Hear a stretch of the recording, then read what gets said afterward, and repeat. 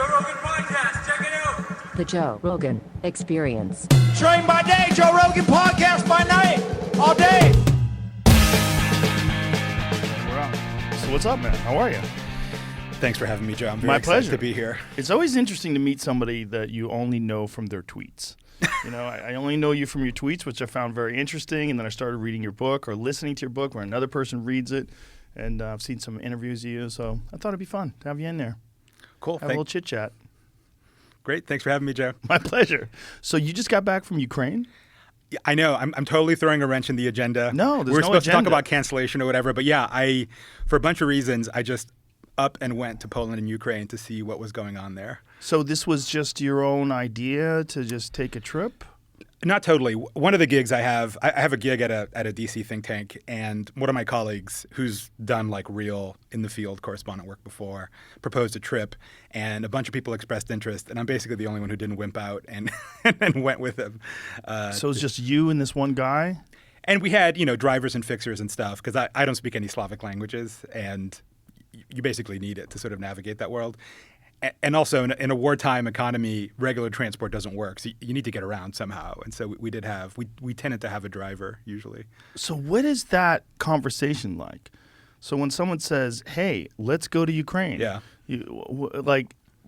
What was the goal? Was it just to see it firsthand? Was it to get?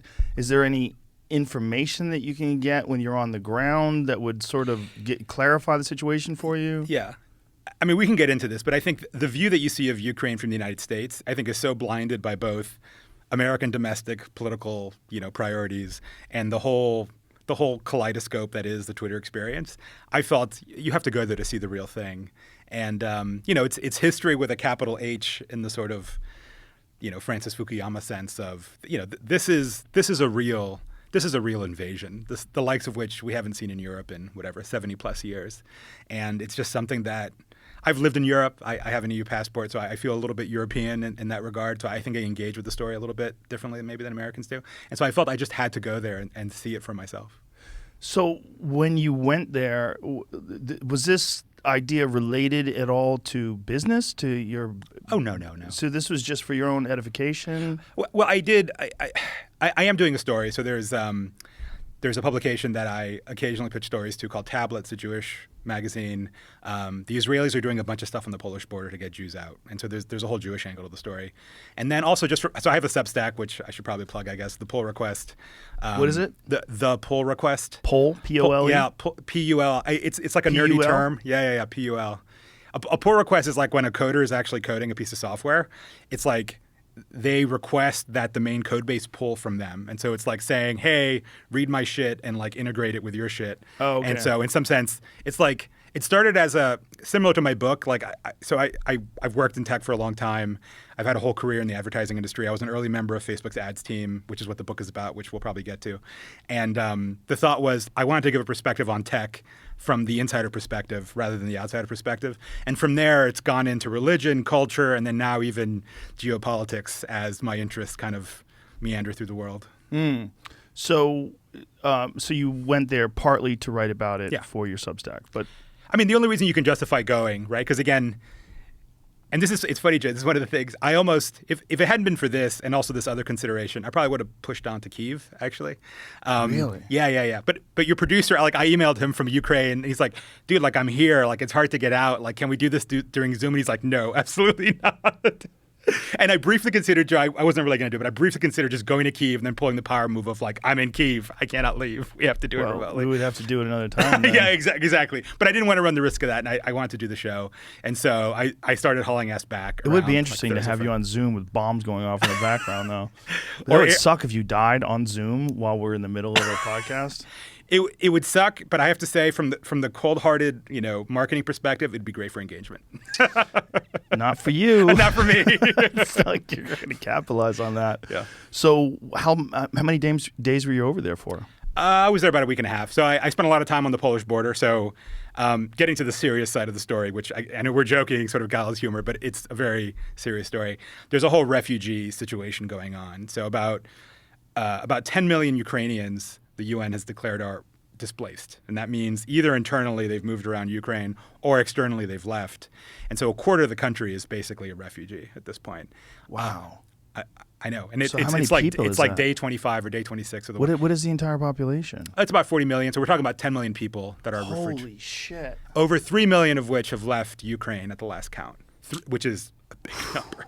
Wow. And most of them are crossing the border with Poland, which is the country to the west of it, or Romania or Slovakia, some of the other countries, mostly Poland.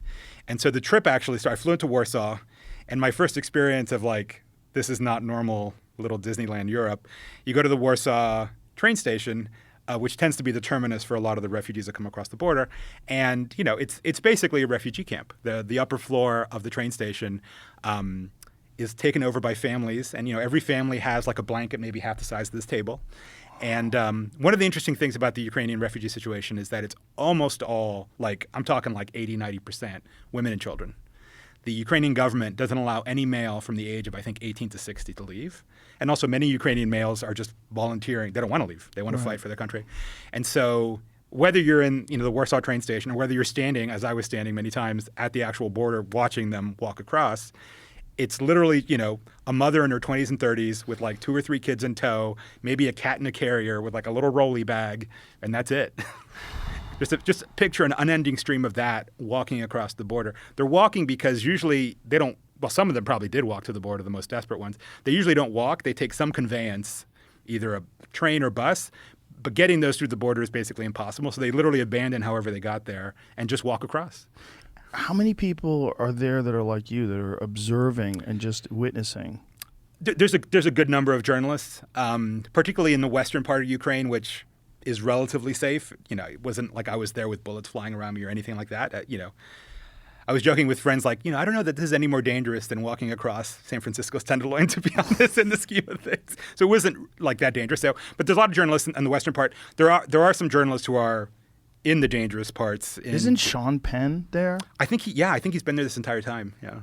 Wild. Yeah, but there's like teams from NPR, New York Times, CNN who are doing like real war reporting, which I was not doing. I know a journalist was killed recently. There was more than one. Yeah, there was a guy who I think producer who worked for Fox News, and then there was a former New York Times journalist who was killed, and they were on the front line in Kyiv, which is indeed very dangerous. Yeah. And so when you were there, you didn't have a specific goal other than to just kind of get a visual and experience it and sort of see for yourself. What was surprising? So to be clear, I did have a goal. As a side thread, to me, I'm converting to Judaism. So there's a Jewish side to my life. And what the Israelis are doing, so Ukraine has something like over 300,000 Jews. And then, the plight of what the Jews are going on there, I think, was one specific intent. But you're right that broadly, I didn't have a specific intent. What surprised me the most, 2 things I would say. One is, again, the scale of it. Like, it's literally millions of people leaving. And I think, again, coming from the U.S., Europe has reacted to this crisis in a unified, just like all-consuming way that I think, obviously you don't see here because we're not next door to it. But if you go to this, again, let me paint you a picture, and I've got a bunch of photos that I'll be posting on my Substack this week and next week. You go to a borders checkpoint. The Polish police will only let you go so far, unless you're actually crossing, which I did eventually. You've got this constant stream of, again, mothers with rolly bags and kids. And then you've got basically a refugee camp there of everything from Polish Boy Scouts to Jose Andres, that Spanish chef who has all these food programs. He has a major presence there.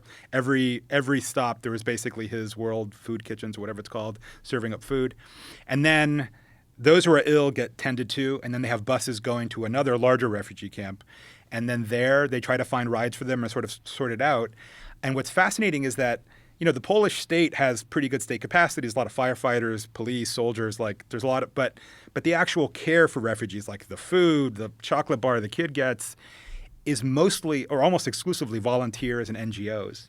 And there isn't that much top-down organization. Like you go there and it's it's like every little NGO or every little tribe that has some refugees that are coming out. Like, for example, the Jehovah's Witnesses are there. So you walk across and there's somebody holding a sign that says jw.org. They're not proselytizing. I interviewed them. They're not proselytizing. They're just there for other Jehovah's Witnesses that are coming across and hoping to help them.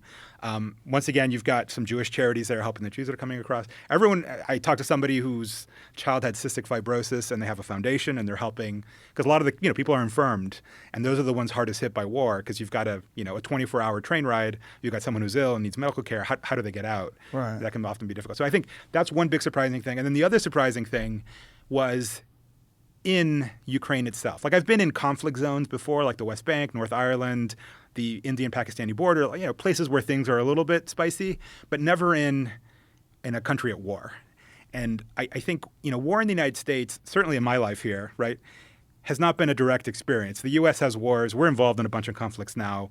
Your life and my life don't really change, right? We don't know what that is. We've never had that experience. Ukraine is having, what Clausewitz would call total war. All the resources of the society are motivated towards one goal, which is kicking out the Russian invaders, right? And that means that everybody in that society is either fighting at the front lines, every male is volunteered basically, supporting those fighters somehow, trying to source war material and stuff, which is very difficult to source, is volunteering in some capacity, or is a refugee. Again, a quarter of the population is displaced. And so all of society has one goal in mind, and it's literally fighting the war. There's very little normal commercial activity.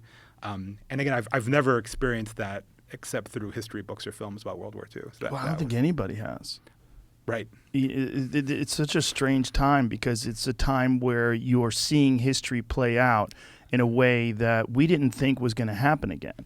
We didn't think there was going to be a country that, like a large superpower that invades another country, and you're seeing it on 4K cell phone video, broadcast from thousands of phones and all these different viral clips that you can view online. It's so surreal.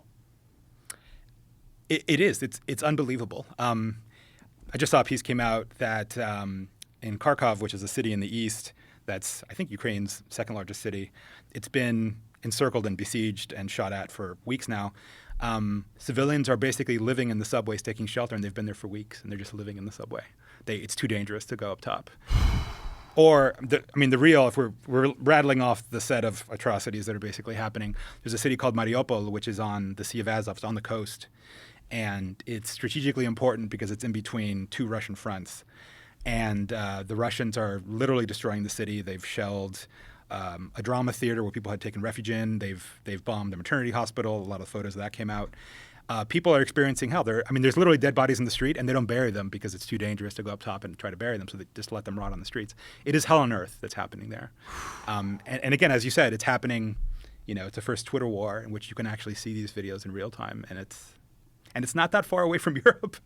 No, it's very close. It's right there. You go from Poland, which I was in a town called Przemysl, which is a little train junction close to the border, very cute, very pretty, had a little craft brewery. You can go there and feel totally within the Euro-American liberal realm of craft beer and normalcy and legal rights. And, you go a few tens of kilometers east and you are living in a very different world. Wow. Yeah. Yeah. It's so hard to wrap your head around when you're over here. That's right. Imagine going over there and then coming back here must seem even more surreal. It is. It's funny. Humans can so adjust to things. So I spent a lot of time mostly in Lviv, which is a beautiful little town, western part of Ukraine. It used to be considered the safe city in Ukraine because it was relatively untouched by the war. The night after I left, actually, the airport got hit with cruise missiles. But before then, it was still a fairly open city. There'd be air raid sirens every night. People would tend to ignore them. I got all freaked out the first time. It was 3 a.m, and the hotel actually has a basement. And they actually have little beanbag chairs and stuff in there for guests, to hang out in the basement as the air raid sirens go off. I did it the first time. Then second time, come on, what are the chances? So I just went back to sleep. And again, it sounds crazy, but you just get used to that. And then coming back, it's wow, everything. I came back to San Francisco, and I went to a little hipster coffee shop. And, the little hipster conversations are happening next to me. It's and literally 24 or 48 hours before, it was air raid sirens. It's whoa, this is weird. It's what is normal now seems weird. It is weird how humans can adjust, right? like I didn't go, unfortunately, for the reasons I mentioned, but like I understand that in Kyiv, which is much closer to the front lines and is much more in the shit, people have also settled into some sort of routine, right? It's funny, one of the first scenes I saw when I got to Lviv, and I was still a little freaked out, right? Because I was like scared to go to Ukraine. Like, because once you cross that border again, it's like, who knows what's going to happen? I don't speak the language, different currency, transport is broken down. You're just like there with your little backpack in the western edge of a war zone. I get there and there's like a couple making out on the street. I'm like, oh, look, normal human life continues. It's like, well, life finds a way. I think it was you that I read a quote about. You were talking about Sebastian Junger's book, Yeah. Tribe, which I loved. It's an amazing book. But you were talking about which conflict was it where the people Sarajevo, Bosnia, right? Yeah. Bosnia, Sarajevo, where they missed it. Yeah. Because and I've talked to guys who've served overseas, and they have similar stories where there's something about coming back here, and Hurt Locker kind of touched on that a little bit. It's like there's something about those experiences of heightened existence, where every day is like legitimate life or death. And then you come back to the dull, gray drone of corporate life and traffic, and they legitimately miss conflict zones. Yeah, it's like that scene in Hurt Locker when he goes to buy cereal, and he just has a meltdown because he can't deal with what cereal to choose. I know it's weird. I'll paint you another scene. On Sunday, I was there, again, walking around. Life seems normal, but then it gets weird fast. A bunch of high school kids kind of horsing around. Sunday, sunny, like, what are they doing? There's like a pile of dirt. They're filling up sandbags and piling up sandbags around these statues of lions. The lion is a symbol of the city. And so they were like singing patriotic songs. Everyone's doom scrolling Telegram to see the most recent news. Like, oh, Czech Republic promises more aid in the war against the Russians or whatever. Everyone cheers. And then they go back to like filling sandbags and piling up around these statues. And it's like, man, it's kind of weird to have high school kids who can't join, you can't volunteer, you have to be 18. And so instead they're doing other things like filling sandbags. And it's just, The strangest part about this is not just that it's all playing out on social media, but it's playing out on social media, and it's in a country that used to be connected to Russia just a few decades ago. They all used to be together in the Soviet Union, 40 years ago or whatever it was, 30 years ago. So it's like to watch this all happen on the news and then to be there live. What was different about the coverage that you're seeing on mainstream media in the United States versus being there live? Is there any distortions that clear distortions that we're seeing here? Yeah. And it's funny, coming back, it really pisses me off. I told myself I wouldn't get angry on your show about it because a lot of the Twitter rhetoric around the supposed bioweapons labs or, the ghost of Kyiv or some of the early memes that happened in the war that were proven to be, like many online memes, not true or exaggerated or whatever. Or like, what would have Trump done or not done, or how does Hunter Biden's laptop play into all this? And I know those are terribly important signifiers in the American political conversation. They're completely meaningless on the ground in Ukraine. Nobody cares about bioweapons labs. No one cares about, people get obsessed about what the State Department did or didn't do in the revolution that happened in 2000, early on in Ukraine. And again, I think one of the luxuries that we have here in the United States, and it is a luxury, and it's good in some sense that we have it, is that we take the outside world and we project it onto our own like domestic political neuroses, right? And we almost think that the outside world is downstream of our domestic political process, and that's just not true. I mean, it's true in some cases, right?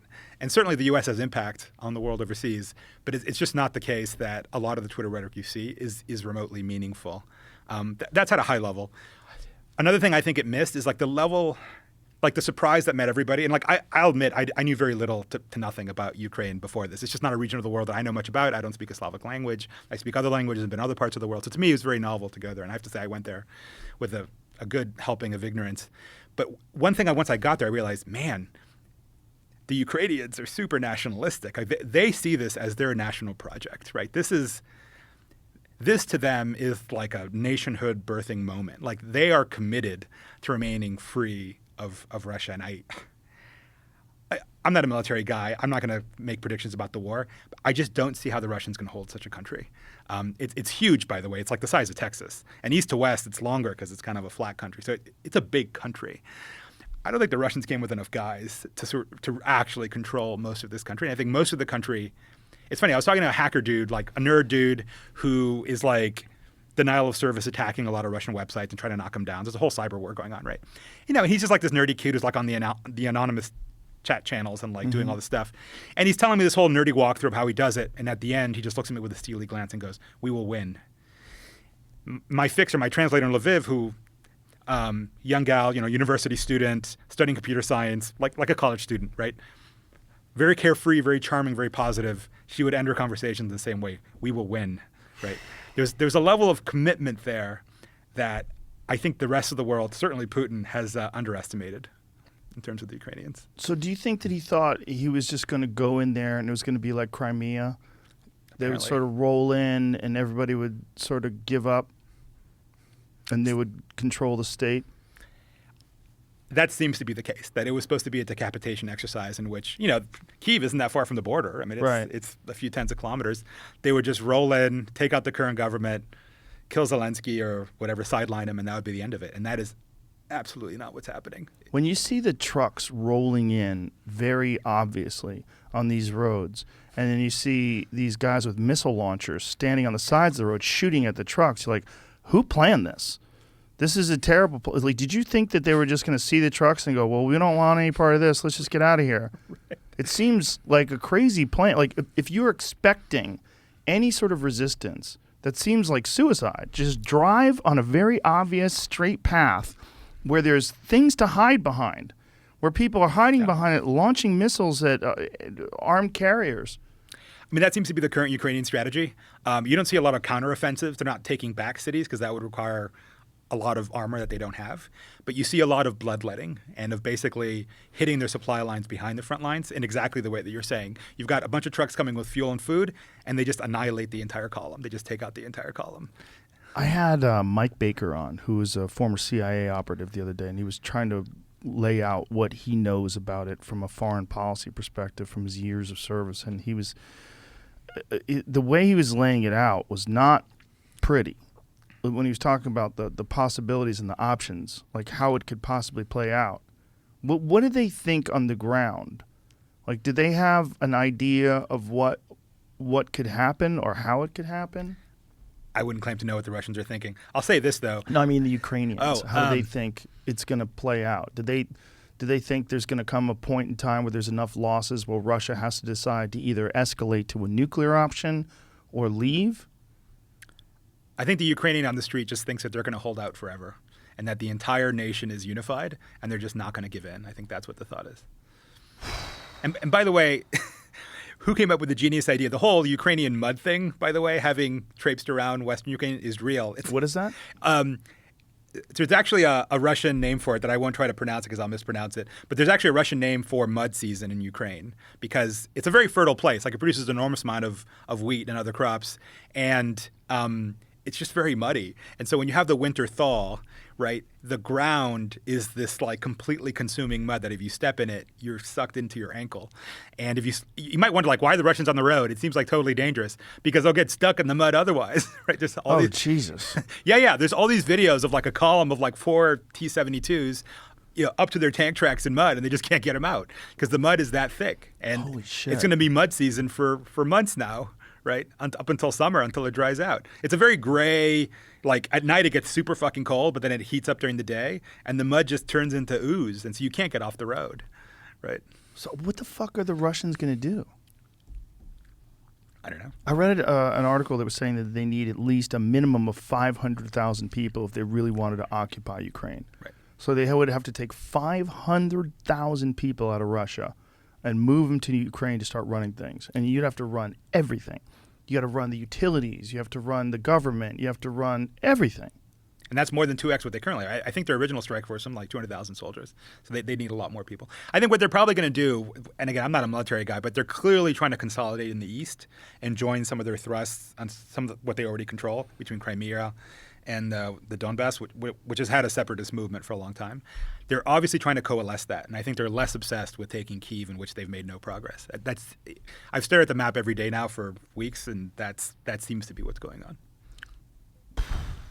But like you said, there's always the odd chance they use either chemical or nuclear weapons. I think Biden yesterday publicly said that the Russians are considering chemical weapons. I mean, that could be a a propaganda ploy or whatever, but it's in the air. And yeah, that would. You get a sense. There's a strange sense that the government is about to throw our administration under the bus. I get this weird sense that, like, as more things come out, and more ridiculous Kamala Harris videos where she's saying things that make no sense, and Biden, the laptops coming out and all this stuff, you almost get this like weird sense where they're trying to just recalibrate and come up with a new strategy for Ukrainians, running things. And the United States. Oh, the United States.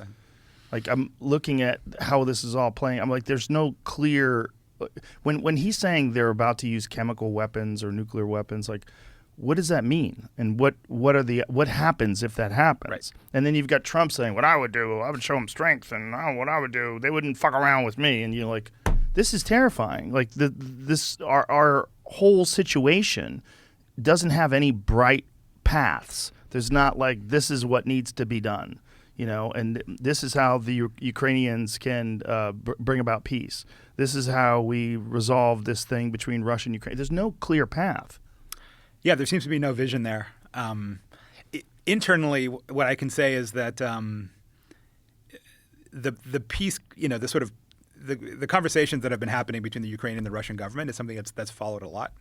Israel has tried mediating there. And so the fact that Russians are even at the negotiating table, I think that the Ukrainians are very pragmatic. They're not foolhardy, but they're definitely thinking, well, we could come to an agreement at the end of this. So that could be one resolution to it. But then you're still next door to some people that killed tens of thousands of civilians. That's right. Over nothing. That's right. And then the old question of, does Ukraine join the EU, NATO? I mean, this is a whole separate thread, but I find it interesting that so many in the U.S. I've got a piece coming out in Barry Weiss's. By the way, she says hi. By the way, I love her. Yeah, I know. She's been on your show at least once, right? Couple times. Couple times, yeah. So I'm doing a piece for her based on a Twitter thread that's coming out tomorrow. One thing I don't know how much politics you want to talk about, Joe, but one thing I've been disappointed by is that in the right in the United States, right, much like the left, right, historically, really thinks the U.S. can do no good overseas, and at the same time, the U.S. is responsible for everything that happens overseas. Right. And so the thought that, and it could be like metaphorical or literal PTSD about the more recent wars like Iraq and Afghanistan, but the thought that the U.S. shouldn't get involved at all and literally can have no positive impact on affairs on the ground in Ukraine, I find to be very, very disappointing and disheartening. It's weird that the right wing is the one that's turning kind of anti-U.S. Why do you think that is? Well, I mean, I think some of them, like the new right, and I don't. What is the new right? Well, I hate naming names because I hate getting into these flame wars. But the new right is like, I don't know. Are you familiar with the National Conservatives or the NatCon conference? People like Sohrab Ahmari, no, Patrick Deneen. Oh, you should have one of them on your show one of these days. I'm sure they'd be happy to come on. The new right, I think, is various things. It's deeply conservative, typically Christian. Right, they're super anti-woke, right? Because woke is like what the whole battle's about. And they had a conference last year, the National Conservative Conference that I went to. People like Rod Dreher speak there, again, Sohrab Ahmari, et cetera. They look to a traditionalist mode of thought, and they feel that much of modern woke lists, CRT, the pronouns, gender, all that stuff, they think is just dangerous degeneracy, and we need to abandon it. And some of them, and I don't want to speak for them or pretend to speak for them, but some of them seem to have at least sympathies for Putin's Russia, right? And the fact that he's anti-woke in some sense, that he stands against much of what they dislike about the liberal West. Well, it's far, far past anti-woke. He's anti-gay, right? I mean, it's not right. Just anti-woke. It's like what they're doing over in Russia is very different. Yeah, right. And the weird thing is, even if I'm not like a traditionalist conservative, although I do have an interest in religion. Even if you did support that, like, Russia isn't that, right? Their church attendance rate is lower than ours. Their birth rate is even lower than ours. Like, all the ills of modernity in terms of like society falling apart and not having kids and all that stuff that the trads are obsessed with, Russia suffers from that as much, if not more, than the West, right? So to what degree is Putin's Russia some sort of counterweight to the West? I don't see it. I think it's a LARP. And it reminds me of, I I went to Berkeley grad school, right? And again, I was not exactly your typical Berkeley hippie lefty, right? And a lot of my parents are Cuban exiles who fled Cuba. That's all you need to hear. As soon as you talk to people that have fled Cuba, those are the most Republican fucking people and most patriotic people in America. That's right. Oh yeah. And I was definitely that when I was there, or even now to a certain degree. And they go on about Cuban healthcare and this and that, and they're living in Berkeley in some like hillside home that's worth $1 million, right? And eating in an Alice Waters restaurant. It's like, bro, plane to Havana is right there, buddy. If you want to go live in Cuba, like, off you go. Yeah. And I would say the same for those who lionize, Putin's Russia is like, bro, plane to Moscow is right there. But of course, they're not talking about the reality of it. It's a symbol, it's a signifier in a domestic. It's like all these Hollywood stars that threatened to move to Canada but never did after Trump got elected. It's like it's a romantic narrative. It's a romantic narrative that's just it's kind of fake. And normally I'd be like, who cares? But again, if you realize the level of human catastrophe that's going on in Ukraine, in my opinion, polluting the discourse around that in a country that could impact that, I'm disappointed by it. Well, there's a thing that happens with the right and with the left where they look at whatever position that the opposite is taking, whatever the opposition is taking, and they find some way to justify the opposition of that. It's blind faith in the ideology. And, they use it to and they have these narratives that they all stick to that they know aren't accurate. And to say that the other side has a point about anything is to concede some ground to what they think is the enemy. Right. And it's fucking wild tribalism. It's so strange to watch play out because it's not – as soon as you withhold information or distort information because it doesn't suit your narrative – then you're living in fantasy land. Correct. And this is one thing that I've seen from both parties, from the far left and the far right. Right. And it's bizarre to behold because we live in a day where there's unprecedented access to information. Right. And yet people are willing to put themselves inside these narrow blinders and adhere to whatever these ideologies subscribe, whatever these ideologies prescribe, and whatever the thing is that you have to say in order to signal to the tribe that you are one of the the absolutists. You're there on board. You're an asset. You're a part of the right team.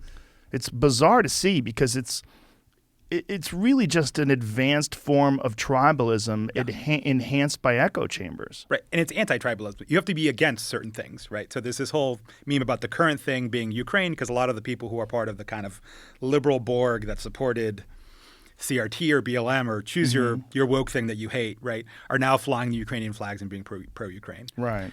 I think it's a little bit of projection. Like I don't think it's as in your face as a lot of the woke stuff was in the past. But sure, it is the case that some people have swapped their other one cause for this cause, but it doesn't matter, man. Like the Ukrainians are still in the right. Are you actually an independent thinker? Or are you really just a contrarian asshole? Right. And I think it turns out a lot of voices were not independent thinkers. They were just contrarian assholes.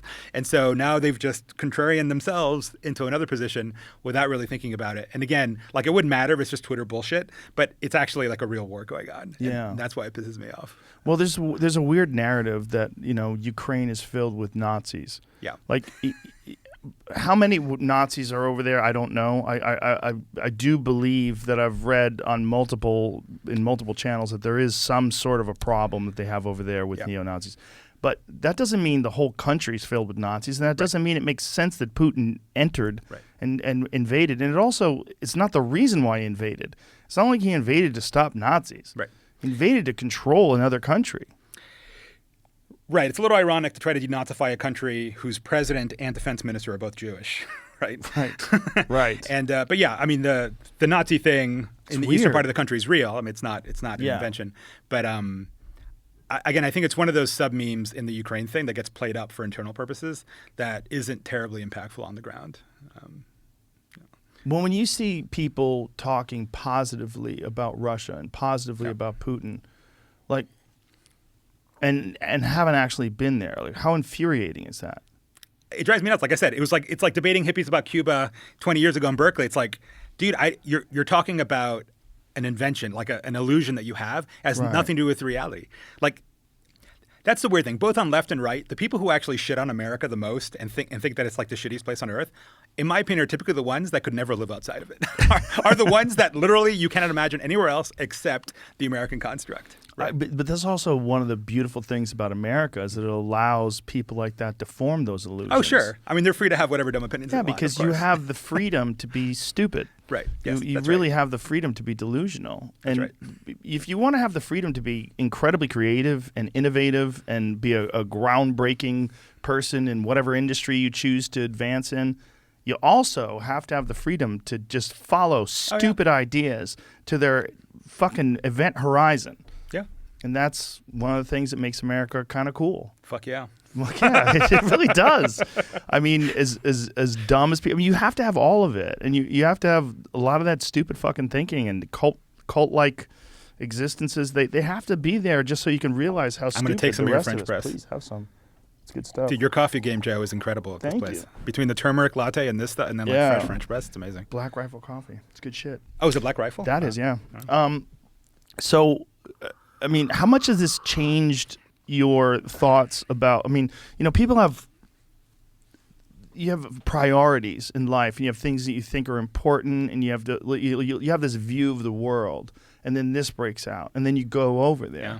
and that seems like one of those things that would be just a complete paradigm shifting moment for someone to experience the horrors of what's actually going on there on the ground. Yeah. So what is that like when you come back, and how do you sort of integrate that into this? I mean, you're a guy who's been a part of startups and Right. tech, and you're a Right. part of Facebook, and you wrote this crazy book, sort of like burning it all down. A little bit. A little bit. A little bit. Of exposing it a little bit. exposing it, Well, yeah. like maybe not. That's not even a good way to say it. Maybe just your own perspective about what that experience was like, and it's not entirely flattering. What's it like to right. now? I mean, those things seem sort of semi-trivial That's right. Yeah. in comparison. Right. All the things we worry about seem trivial. Like I think I tweet joke that Zelensky wished that pronouns were his country's biggest problem, or that college swimmers were like the College burning swimmers. issue of the day, rather than Yeah. how to source enough tourniquets so that his soldiers don't lose their limbs. It's weird. I came back and I know it's weird to say, but getting to your point, I'm glad you cited Sebastian Junger and Tribes. I almost missed it because it's so. I was like, I almost want to go back. It's funny. I interviewed two people for my Substack. One guy, Andrei Liskovich, who's a former Uber guy. He's Ukrainian. And he went back when the war started, and as many people are, he's now like a sourcer for the Ukrainian military, not weapons, but everything else, basically, night vision goggles, body armor. And he's living in, I won't say where he lives, doesn't matter, a town close to the action. And he's sourcing stuff for the military. Another friend of mine, actually former Facebook product manager, another tech startup dude, is in an ambulance crew outside of Kyiv. Wow. And, he had a very successful startup. He doesn't need to be doing this. And it hit him hard, the Ukrainian cause, and he's there. And his life, I mean, he is really risking his life. But that's what he's doing. Wow. Hundreds of thousands of Ukrainians have gone back to fight. I mean, think about what it would take, the sense of loyalty and duty and self-sacrifice it would take for you to go back to the war zone. You're already outside. You're going back to fight. There's a thing about the experience of being a person that was a part of the Soviet Union that is transferred down to your progeny. It has to be.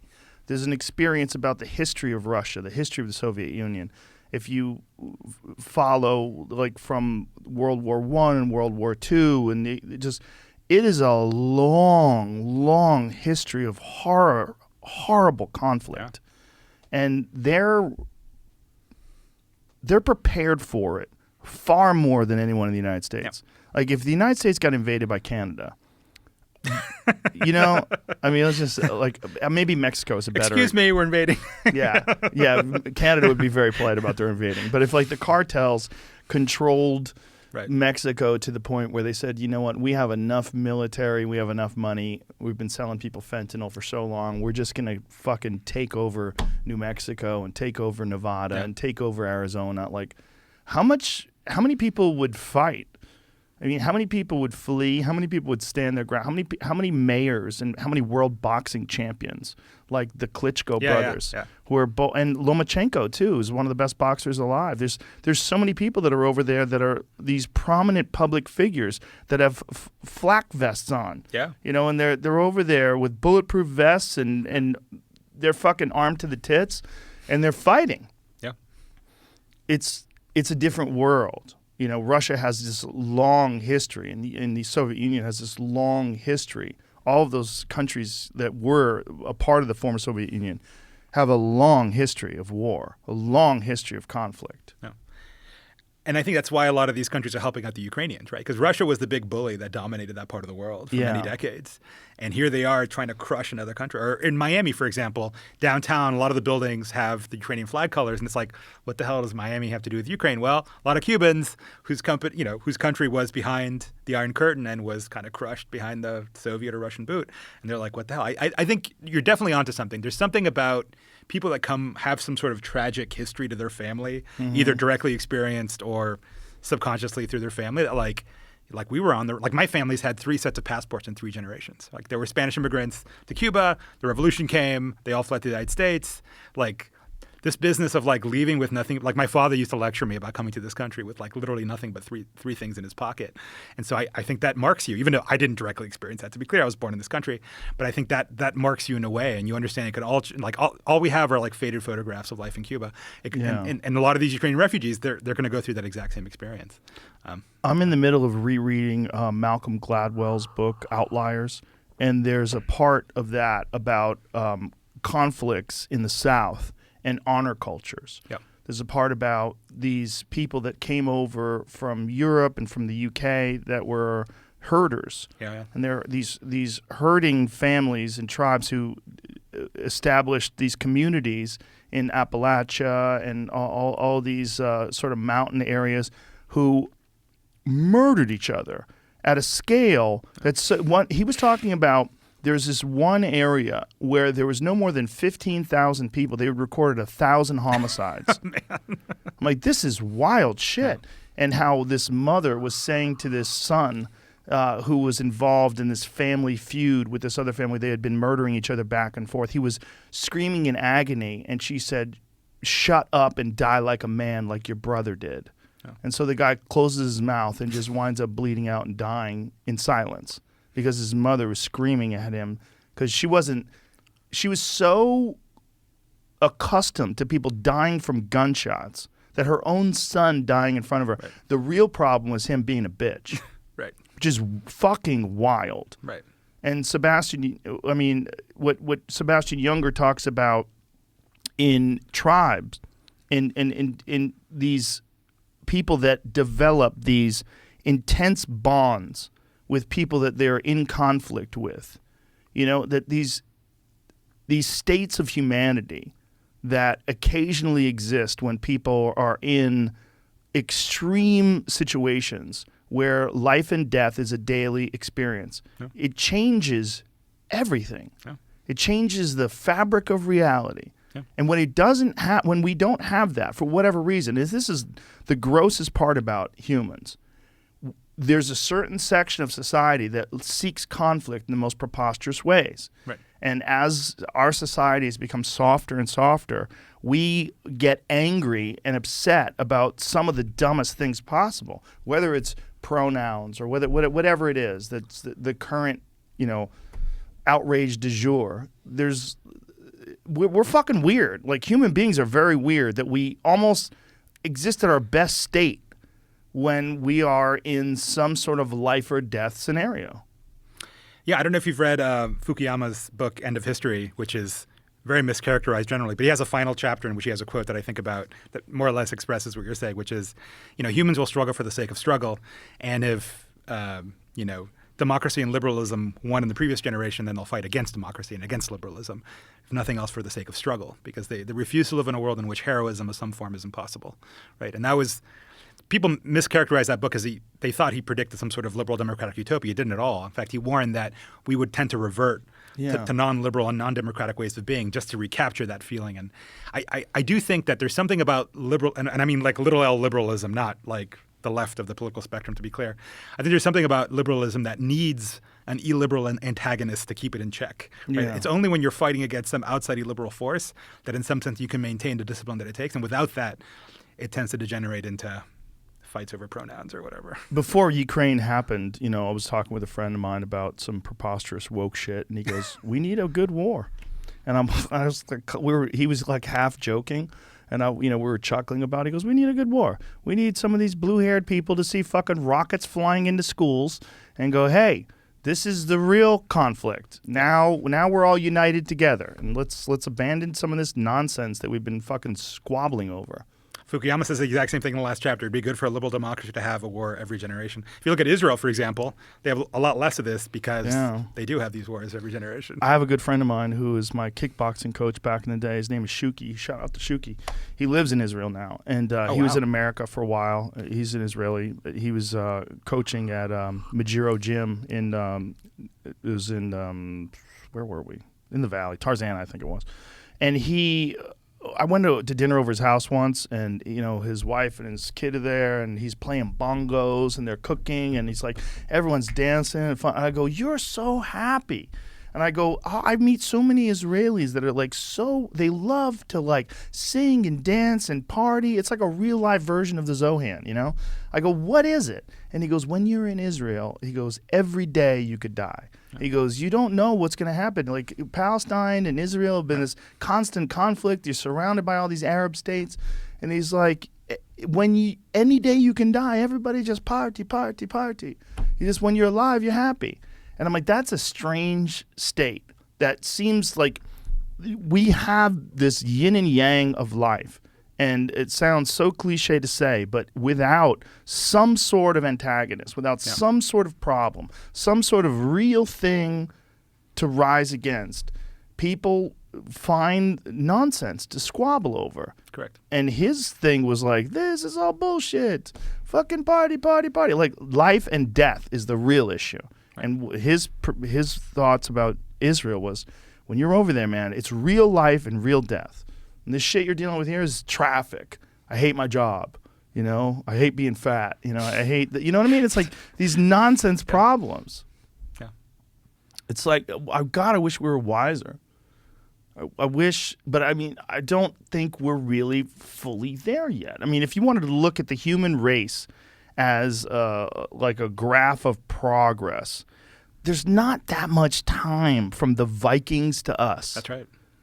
From killing people with axes, from the time when someone showed up on your shore with a boat, it was a fucking disaster. Right. It wasn't like, oh, tourists, they're hopping off the cruise ship. No, it was fucking maniacs. Or call the UN. It's like, no, it's murder and rape is what it is. That's what's on the menu. That's all that's on the menu. Right. And that's what people did forever. That's all they did. God. And here we are with too much food and too much time on our hands. Yeah, I mean, that's one of our biggest problems. We have too much food. People eat too much. I know. It's crazy. That is one of the biggest problems. The biggest health problems in our country is obesity, which comes directly because of poor food choices and too much food. How do we get on diet from Ukraine? I don't know, but it's a conflict thing. It's all of lack of with an absence of, idle hands are the devil's playground. Right. That's a real thing, and it's not just simply like boys who are bored find a way to light buildings on fire. That's part of it too. But it's like there's something about not having a real problem to fight. You need fucking problems. You need conflict, and you either create your own bullshit, or you're going to find something out there in the world that pisses you off and it's going to represent what the enemy is, because it's ingrained in our DNA. We have this sort of pattern where we seek out opposition. We seek out problems. Yeah, there's a German philosopher named Carl Schmitt who was a Nazi, unfortunately, but his political theory was that the friend-enemy distinction is the core distinction in human political life, and defining what is the friend and what is the enemy. Yeah. And if we don't understand that or recognize that, in some sense, we're fooling around. It's so strange that we can't get past that, and we have some tools that'll allow us to recognize that, but they're not widely distributed. Whether it's psychedelics or whether it's, people that recognize like physical culture and having like a strenuous activity schedule in terms of like physical exercise is really important to alleviate anxiety and keep people calm and relaxed. And I mean, we were talking about this recently. That's one of the reasons why they invented football. They invented football to give people something to do that was a facsimile of war. Right. Right. Back when the thought was that we would get, in an urbanized society, we'd get weak and effeminate. And so we need this sort of... I guess they were right. I guess we were right. Religion could also help, by the way. I think religion could be a factor in life. I think there's definitely a God-shaped hole in the middle of liberalism. And I think a lot of people... I think there's a conservation of religion. Religion never goes away. Taboos never go away. They just change. And the thought that there's some I think it was Walter Benjamin, or no, it was William James, who defined religion as the thought that there's some overarching order to which human society should converge, right? There's some sort of abstract order to the world that we should be sort of building towards. And that just in its coarsest, in the most high level way is religion. And that never goes away, I think, for most humans. You are converting to Judaism. Yes. Are you doing this for a relationship? It's funny. I was thinking of wearing a kippah, but I decided not to. A yarmulke like Ben Shapiro. I think I would have been like the only other guest that ever did. I'm not that observant, actually. So people ask about that. I've got 3 Jewish kids. And, I think religion is kind of like chickenpox. Like, you have to get a case of it when you're a kid. Otherwise, you're going to get like this life-threatening case of it later.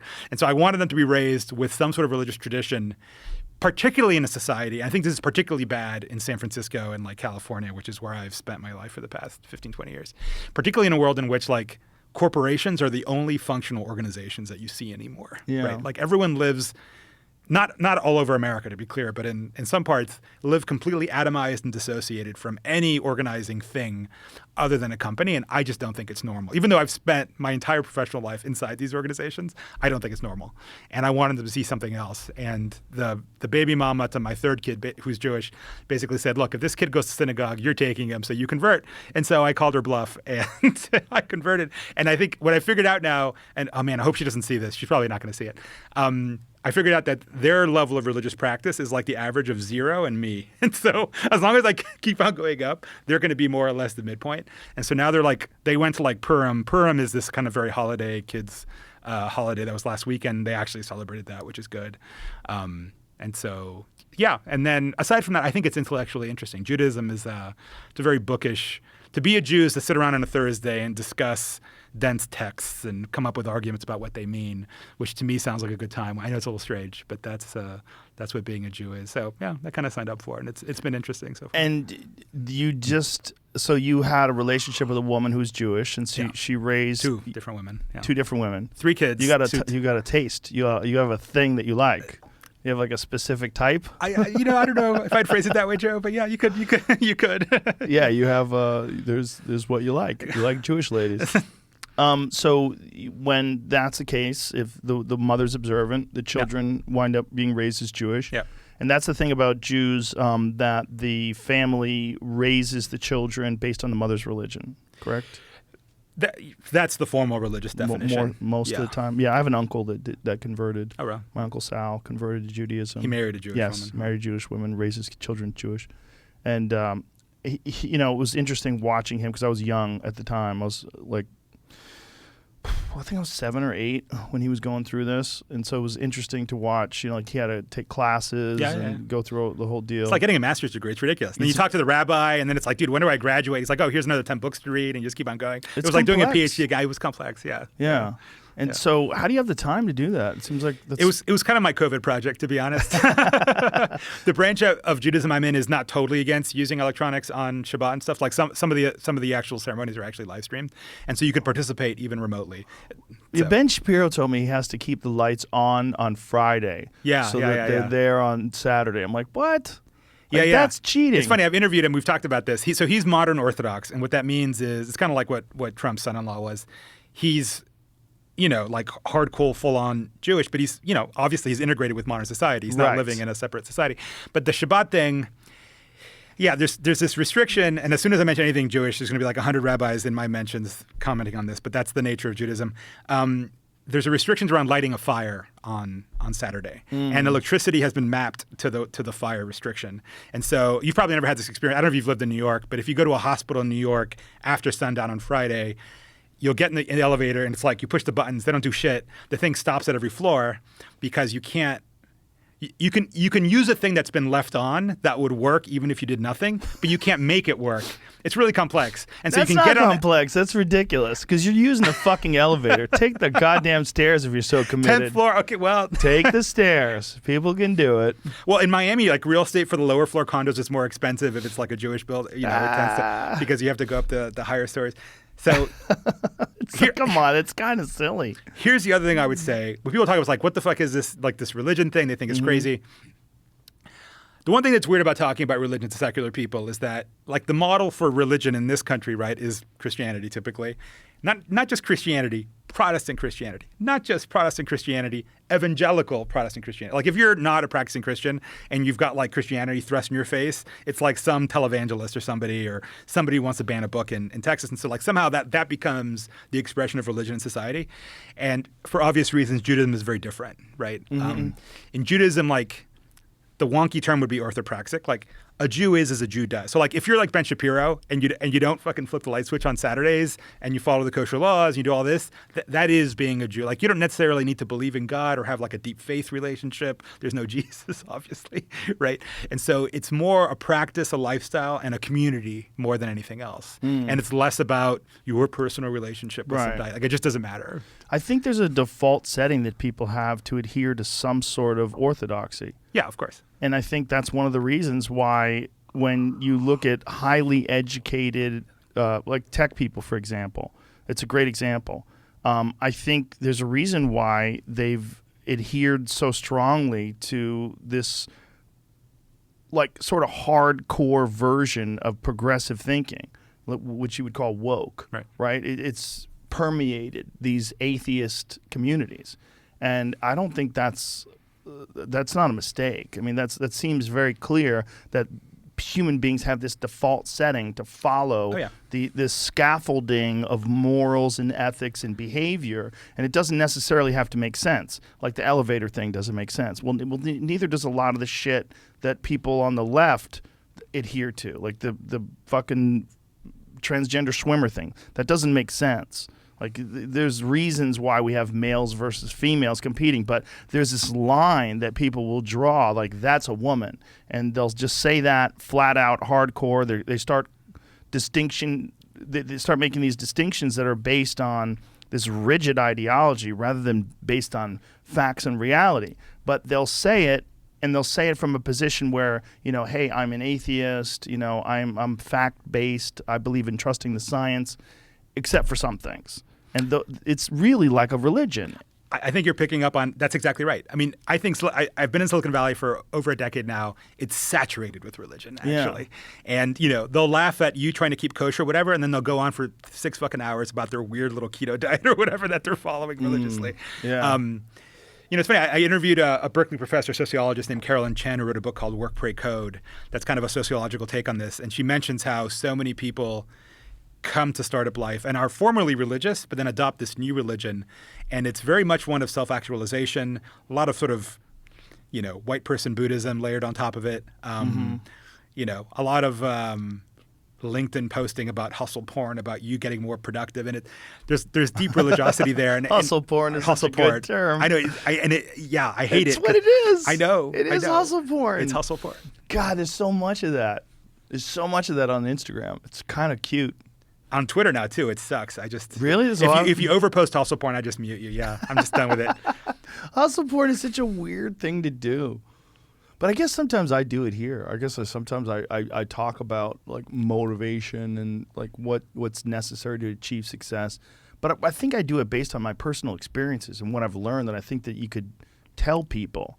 I think there's a lot of hustle porn that's just like people saying things because they think that it's going to resonate with folks and it's going to get them a lot of likes.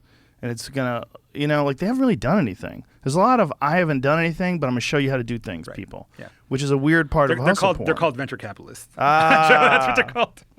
The hustle porn community. There's so much of that, though. God, there's so much of it. Joe, can I ask you a question? Yes, please. People who have done very well in their field. I asked this question to Mark Andreessen about the web, the guy who basically invented the browser and the web as we know it. So I'll ask you the same question. Did you think the Joe Rogan Experience would get as big as it has? No fucking chance. I still don't believe it. It doesn't make any sense. because you have like over 10 million downloads, which, and I'd love to address this if you want to talk about your show and stuff too, but that's greater viewership than all the big network shows put together, right? Like you have an enormous audience, Joe. So, but you never thought that would happen when you started this. I've done nothing to try to promote this show. I mean, really, I've never gone on another show and said, please watch my show. Right. I've never taken ads out anywhere. I've never done anything. We've existed, like Jamie and I have existed in this strange vacuum while this show has sort of propagated and it's spread its way through the world. And we haven't done anything different. And I haven't done anything different in terms of the way I do it other than get better at it, get better at communicating, get better at listening, get better at researching topics and asking questions. And, I think generally it's a skill. I think it doesn't seem like it's a skill because it's something that everybody does. We all have conversations. But there's a skill to having conversations that are pleasing to the ear and that it's similar to a lot of other art forms that once you start sort of unpeeling it, you get a better sense of what it is. And over the many, many, many hours that I've done this, you've gotten better at it. But I don't understand. We've had this conversation too recently. Why the fuck hasn't anybody else done it like this? That doesn't make any sense to me. Like what I'm doing is not that crazy. Like why is it so popular? I really don't know. I genuinely don't know. And it's shocking to me. Like when back in the day when it first started getting big, I remember me and I think it was Brian Redband. He goes, "Do you know how many downloads that last episode got?" And I'm like, "How many?" And he's like, "It's just 2 million." And there was like this pause in the room. I go, "What?" I go, 2 million. What the fuck? And we were laughing because we were basically at the time, especially the early days, we would fill this volcano bag up with pot vapor. You know what a volcano is? Do you know what a volcano is? No. A volcano is this machine. Jamie, show them a volcano. A volcano is a machine for people who think joints are too mild. And it's this preposterous machine that fills up this giant plastic bag with THC mist. And then you pop it off the machine. And I've done that before, like the big plastic bag that you just like. It's a gray plastic bag. Yeah, I've done that. That's it right there. And then you suck all the fucking THC vapor out of that plastic bag. We would just be obliterated. I'd be in the middle of a conversation, forget exactly what I was talking about. I had no idea what we were talking about. That was my experience with that too. I got stoned out of my mind when I did that. That was what we were doing. And then, started having conversations with different people. Like I had Graham Hancock on and I was like, this is great. Me and Duncan were talking to Graham Hancock. I'm like, wow, this is amazing. I can't believe I'm meeting him and we're talking about ancient civilizations and all of his research. And then once it became more popular, people started seeking it out in terms of like, I'd like to be a guest. Like, okay, but it was totally organic. Like the whole thing happened organic. Like there's no way I would have ever said, I know one day this is going to be something that like Fox News supports and CNN hates and the world talks about the nonsense ramblings of a comedian / cage fighting commentator. Like this is going to be a real fucking cog in the wheel. Like what? No, never. Not a fucking chance. Never thought about it. You never go further than when you don't know where you're going. Sometimes. Well, I do have this thing where I'd like to keep doing things and get better at them. I get obsessed with stuff. And in a sense, I've sort of applied a lot of that I've done to other aspects of my life, whether it's martial arts or comedy, and I've sort of applied that to this thing in some weird way. So it naturally fits within my personality because I've always been curious as to why I think the way I think, why I behave the way I behave, and what I can optimize, what I can make better about who I am and how I make my way through life. And then when that gets applied to this, I sort of took the same pattern of thinking about the way I think about all kinds of things and applied it to conversations and applied it to like, why do people think the way they think? Like what, like you, like what's it like for you in Ukraine? I'm a genuinely curious person. So when I have these conversations with people, I think that's one thing that does help the listener out is that they really do understand that I'm not asking you this question because it's my job. Right. Like we could quit right now. We already did an hour. We could just go home. I'm curious. I'd like to keep talking to you. I enjoy it genuinely. And when I think when someone has a genuine enthusiasm for anything, whether it's making pottery, whatever, you watch a YouTube video about someone who makes hand-blown glass. If someone's really into it, I'm fascinated. I'm fascinated by people that are genuinely into things. Well, I think that's what comes across, Joe. I mean, you make it look easy, but it's, I host a small podcast, and it's hard interviewing people, and you make it look so seamless and perfect. And I think, but it is easy. It's just my personality. Yeah, but I really think that it's just luck. I think that's a giant part of it, is that my personality just was the right shape to fit into a hole in media. It was just, oh, that fits. But it's just, other than that, I was just the guy who asked annoying questions.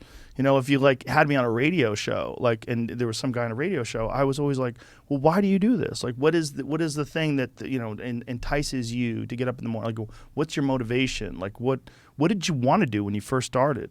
Those questions are because I want to know why I do what I do. So I'm always interested when I see someone as exceptional or interesting or intelligent. I always want to know, what's going on inside your head? Is it similar to mine? I'm trying to build a map of thinking of the world. When I'm looking at my own life, I'm like, how different am I than this guy? What does he do that maybe is significantly different or better that I can maybe apply to my own way of thinking? I think that honesty comes across, Joe. I think that's part of why your show is successful. Oh, thank you. Yeah. I think a lot of it's dumb luck too. We don't want to admit it, but that's true. A lot of our success. Fucking yeah, man. I could easily have been born in Sarajevo. I could have easily been born in the Congo. Who you are right now is there's so many factors that are outside of your control. Just your genetics. I came from a creative family. My uncle that I told you converted Judaism, he's an artist. His brother is an artist. There's a lot of people in my family that are these very outside the box thinking people. My parents were hippies, so there's a lot of that in my past that sort of helped me think about things as someone who really not willing to subscribe to these patterns of behavior and thinking and just activities that everybody else thought were either significant or mandatory. I was just not interested in that for whatever reason. I felt like there's other ways. These people are miserables. I remember thinking that when I was a kid, looking at people living their lives, doing things they didn't want to do constantly, and I'm like, there's got to be someone out there that's doing what they want to do. Where are those folks? How come I don't know any of them? Where are? Then you see them in an interview or you read about them in a book. Oh, okay, they exist. You read a biography of someone who sort of navigated their way through the river of life and avoided the rocks and made their way to the waterfall. Okay, so it's possible. How do you do it? Who's that guy? How did he do it? How many people told him no? How many people told him to fuck off? How many people told him he's a loser? There has to be a lot, and the small percentage of people that do find a way to be happy and do something for a living that they really enjoy doing. To me, that was exciting. Okay, there are folks out there that are doing something that they really enjoy. And the difference between that, and I think there's a lot of value in doing something you don't like doing. Because I had a lot of jobs that I fucking hated when I was a kid. And I think those were really important to me. I think doing construction, I drove limos, I did a lot of shit that I delivered pizzas, did a lot of shit that I didn't enjoy doing. And I think there's something in doing those things that builds up a muscle of not just of discipline, but of the ability to find a way to keep going when you don't want to do stuff. And then you can apply that sort of it's kind of a discipline thing, but it's just a grind mentality. Right. Yeah. You can apply that to things you enjoy. Right. Yeah, no, I think that's important. My parents forced me to do rowing when I was in high school. I was a little pudgy kid who was very bookish. My mother's a librarian. I was definitely not the athlete type. Rowing's the ultimate grind. It is you're doing the same thing over and over again. I know. It's the ultimate grind, and that just really beat the shit out of me. And it was a pretty competitive team. We won state one year and stuff, and it was just hours a day, 6 days a week, and it was just that. That really made a man, I guess, out of me in the sense that I went from this little schlubby, weak, lazy kid to Makes sense. If you think about a person who would be a champion rower, or a champion cyclist. Cyclists maybe even more so because you're doing it on your own. Like you're doing the same thing everybody else is doing, left, right, left, right. You're literally attached to a wheel, right? So it's not like you can be creative in how you optimize the wheel or use your body in some sort of expressive way that's unique to your personality. No, left, right, left, right. It's just taking pain. It's just the grind. Yeah. The ultimate grind. Yeah. And so people that do that, like have you ever met Lance Armstrong? No. Fascinating character. Interesting guy. Because like I feel like Lance Armstrong would be fucking competitive at any goddamn thing he did. Whether it's his pencil's more sharp than yours or, you know what I'm saying? Like it's like that mindset to just go left, right, left, right, left, right, get across the line quicker than anybody. When you apply it to days and days of riding like the Tour de France, that's a crazy mindset. If that dude could apply that shit to anything. But in a lot of ways, I bet it probably trips you up because it probably keeps you from being calm. You're probably always looking to like fucking get on the bike and go, you know? Have you had him on the show? Yeah, I had him on the show. I had him on the show after I had Jeff Nowitzki on the show, who's one of the guys that helped take him down. Jeff Nowitzki also works for USADA. Different show, though, right? Yes, clearly. Yeah, he hates Jeff Nowitzki. Right. Because, well, first of all, he's got a point in some ways because the whole goddamn sport was dirty. But what they found in Lance was a poster boy for a dirty sport. Like, if you took away all of his accomplishments and you said, hey, you know, you won the Tour de France, but since, you know, you've admitted that you took performance-enhancing drugs, and by the way, they never caught him. You know that? They never caught him. Okay. So he made his way through this all, but he had teammates that got caught, and the teammates ratted him out, and then he had lawsuits against the teammates, and it was very messy business. But if you took away him being first place, and you say, okay, we're going to give first place to the next person who didn't test positive ever for performance-enhancing drugs. You got to go to 18th You're like a number place. 300. No, really, legitimately. They're all dirty. It's a dirty business. It's like bodybuilding. Like if you look at the Mr. Olympia guys, if they took away steroids, there's no one on that Mr. Olympia stage. No one. You got to go way down the, like, I mean, maybe there's some freak of nature that's like 32nd place or something like that who just eats oats and fucking does squats, but most likely not. If you want to be like that giant butterball turkey looking ultra vein muscle dude, you have to take steroids. That's what they do. So if you want to pretend that these guys are all taking, you know, fucking creatine and some shit that you could buy in Muscle and Fitness, okay, go ahead, pretend. Pretend whatever you want, but that's not real. So if you want to pretend that Lance Armstrong, he won Tour de France because he was cheating, go ahead and pretend. Because that's not why. He won because, like, Bill Burr has a great bit about it.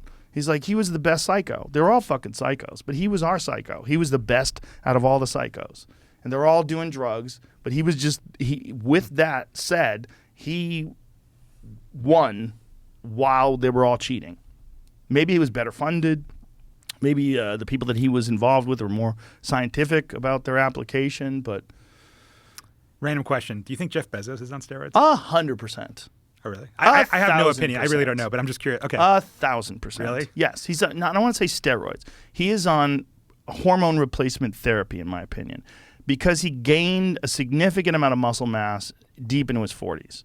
If you look at him now, he looks great. By the way, I take testosterone replacement, so I'm not demonizing it. I don't think it's bad. I think it's wise.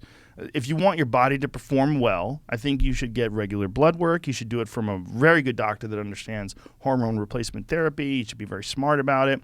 You shouldn't take too much of it.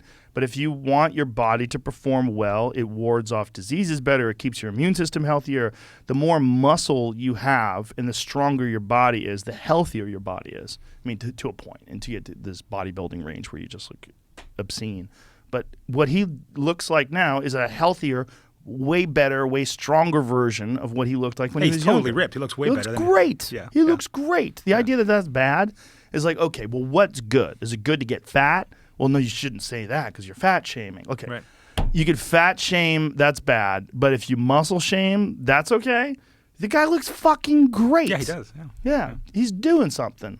He's gone totally Miami. The shirts, the women, the Instagram feed. It's incredible. The shirts. See, people use that one image. That was a disco party. Do you know that?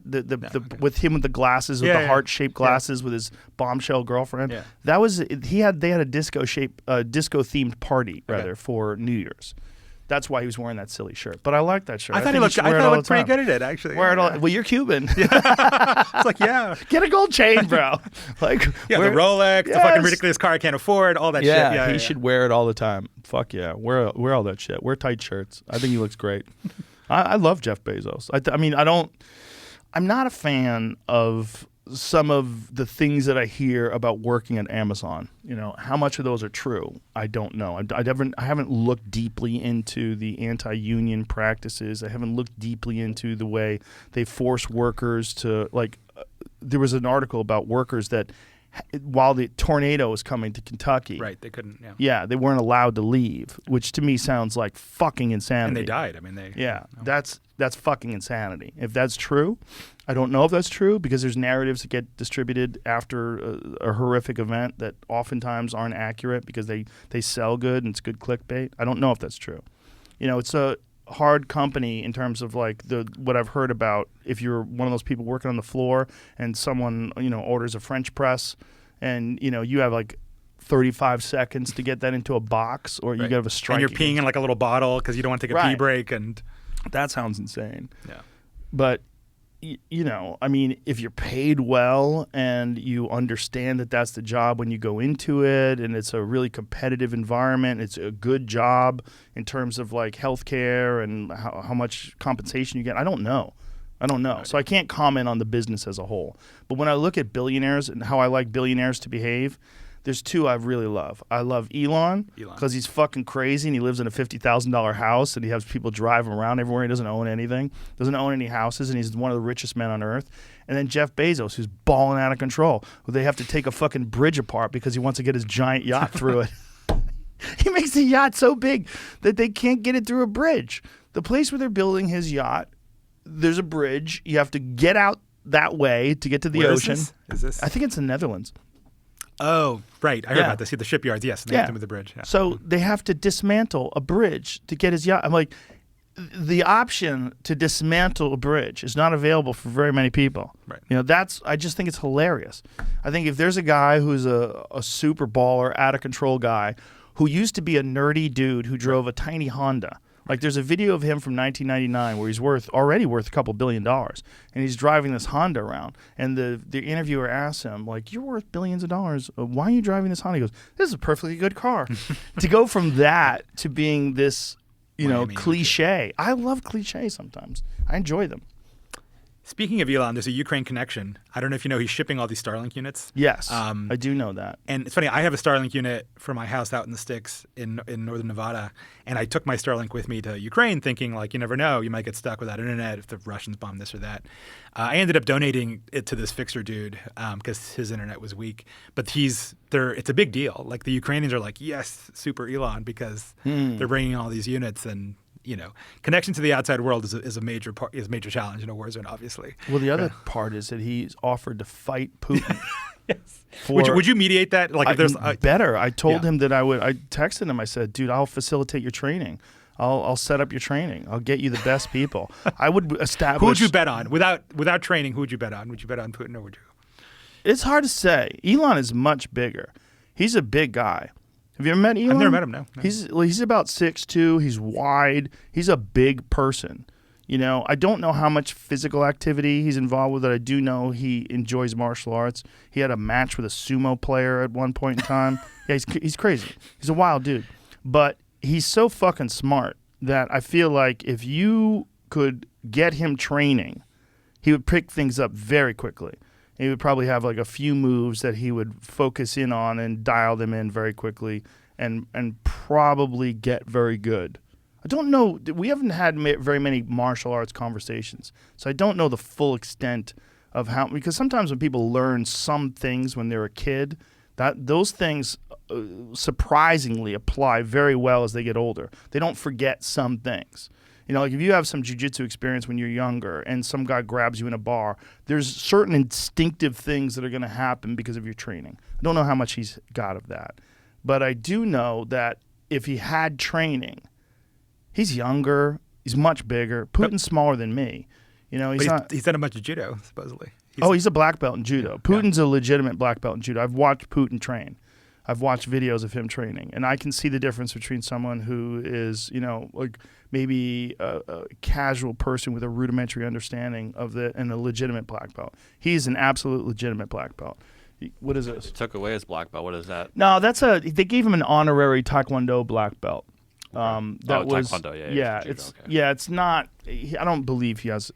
That's kind of silly. You know, that's like Bill Cosby getting a PhD and calling himself Dr. Cosby because they gave him an honorary PhD. You know, that because he was doing that. You know. Speaking of canceled people. Yeah. Well, that's more than canceled. That's more than canceled. That's some real shit. Time. Yeah. Yeah. I think I'd bet on Elon. I really do. Especially if you gave him time. If you gave him time to train and do it correctly, and I would set him up with the best people.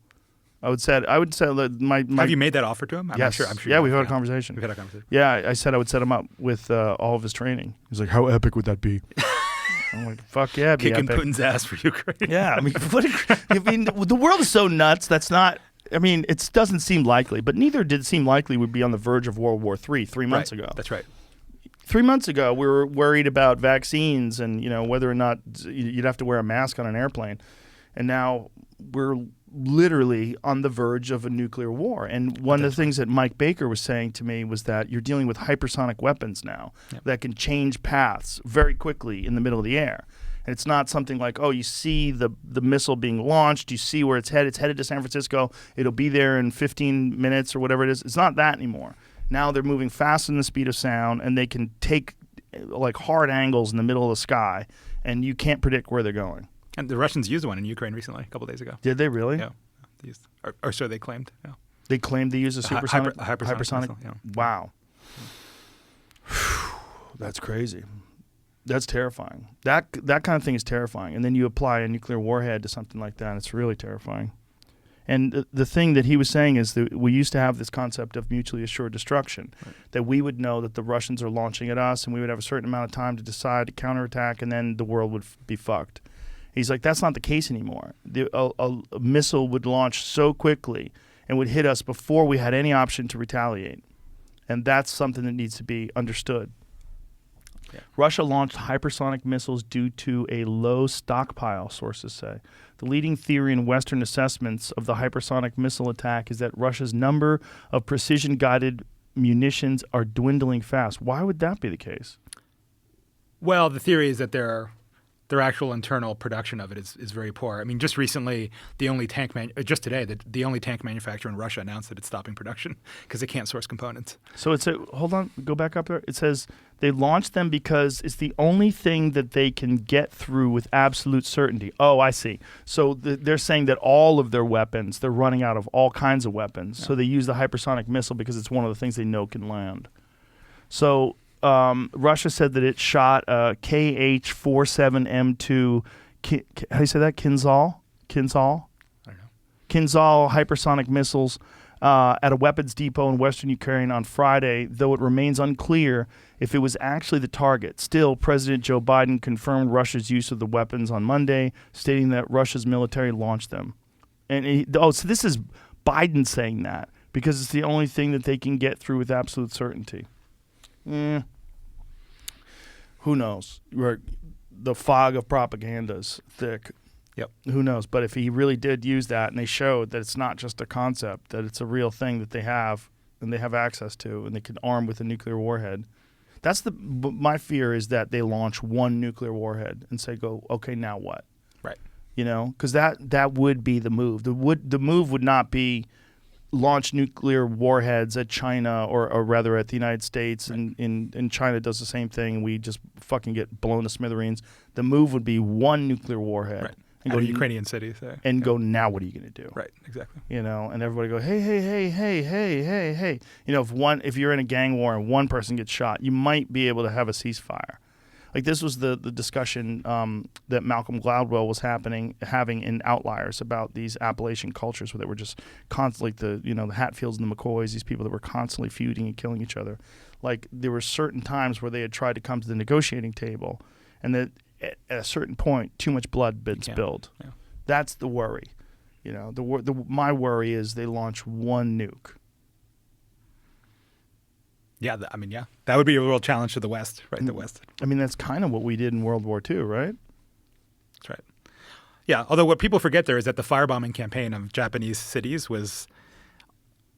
caused more death actually than although obviously nuclear weapons are from a symbolic perspective huge, but they were basically incinerating Japanese city after Japanese city. Yeah. Even outside of the nuclear weapon thing. Yeah. But that was total war. That's when civilizations were going to war with each other and destroying them in some sense. It's wild that humans still participate in that. And you got to wonder, like, how much of that, if we all spoke the exact same language, how much of that would be different? It would be very difficult. It's more difficult to demonize people who speak exactly like you do, use the exact same language, have the exact same values. I mean, that was the point behind Esperanto, this invented language that got a little bit of traction. The thought was if everyone spoke the same language, it would lead to world peace because it would be better understanding. Yeah. So, is that, that's the Tower of Babel, right? I think we'd find even more ways to kill each other. You think so? Yes. Yeah. I'm not such an optimist. Well, I mean, look at what's going on in America between the left and the right. Yep. I mean, there was some times in the struggle in America, like when Trump was president, that was really concerned that we could conceivably get to a point where people would justify a war against the opposite party. Yeah. Did you ever feel like that? There's a lot of Civil War talk. Yeah. And it was weird that like a lot of people on the red state side were almost be looking forward to because, we've got all the guns and we're the tough guys. I'm like, societies that have actually gone through real civil wars like Spain or like the Yugoslavia, nobody comes out, that's not a good idea. It's a crazy idea. It's a crazy idea. That said, I do wonder, when I get in like Silicon Valley bold prediction mode, like I think the nation state as we know it, which is a relatively recent invention, by the way, like what we call a nation state is a definite post-enlightenment, post-printing press sort of thing, is, I'm not so bullish on it. I don't know if we can, not just the U.S., but just broadly, the notion of a nation state. I think the internet demolishes a lot of consensus, and the amount of consensus necessary to keep a nation state in a country of 330 million spanning 4 time zones is very, very difficult. The problem with the alternative is that people are terrified of this concept of a one world government. Yeah. Rightly so. I mean, if you look at the way China is able to control its population with social credit scores and just overwhelming surveillance and totalitarian government, we're terrified that could be applied globally. Yeah. It seems like it could be, especially if you have digital currency that is centralized. It's like if the government has the ability to veto purchases or decide that your social credit doesn't allow you to do certain things because you've done the wrong thing or you said the wrong thing. Yeah, I mean, those are some of the objections to the sanctions being levied on Russia, right? If the West can just like turn you off, right? Like, what does that mean? That's actually dangerous, right? I mean, like, and the Russian people, are they really responsible for what Putin's doing? It seems like they're under the control of a dictator. What if they don't have access to medicine? What if they don't have access to goods and services and all sorts of things that have nothing to do with them? Yeah, I mean, looking at it from the Ukrainian perspective, though, they didn't have a choice. I mean, they provoked. There's an unprovoked total war that they've declared, like a real total war that they declared in the Ukraine. And so, in some sense, why shouldn't the sanctions be totalizing? Yeah. Well, it's interesting too, the attack on the oligarchs, or the sanctioning the oligarchs. That's interesting to me, because that's really the first time in our lifetime that we've ever seen some of the richest men in the world terrified to lose everything. Right. We're getting their yachts seized in ports around the world. Getting their jets seized, real estate seized. Fleeing to Dubai, fleeing to Israel. Yeah. And like, where are they going to go? And how much access to their money will they have? Is it all going away? Can you take it all away? Like, where is it? Who has it? Where is it at? Do they just like log into their Schwab account? Like that level of life is so beyond my understanding that I don't even understand what that would even look like. Right, and like what investments are safe when you're an oligarch fleeing for Turkey or somewhere, wherever you're going, to UAE, wherever you're going?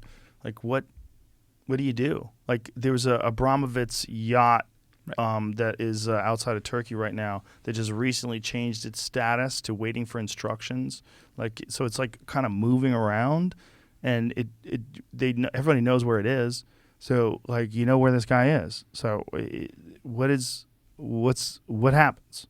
Does someone come in? Does the Coast Guard come in and take his boat? Like who's going to take that thing? Is that what they're going to do? And then what does he do? Well, if it goes into port, it will. If it's within 12 miles, right? Any port? Well, no. I mean, the country would have to want to seize it. So what if he goes to Dubai? Right. Or what if he just never docks? Right. If he just stays in international waters. Right. And he can just get resupplied from boats that come out to him. Can they get gas to a boat? And then Oh, yeah, sure. That's how they do It's it? expensive, but he could do it. Yeah. Well, he's got a lot of money, I hear. I mean, the head of this organization called Sea Shepherd, I don't know if you're familiar with him. Yes. Yeah. Right. You should have that guy on here. But he used to live at sea because he claimed that he would get extradited because he's considered a pirate in some countries. Whoa. And so he would be 12 miles off at sea all the time. Well, they're always catching people whaling. Right. Exactly. Yeah.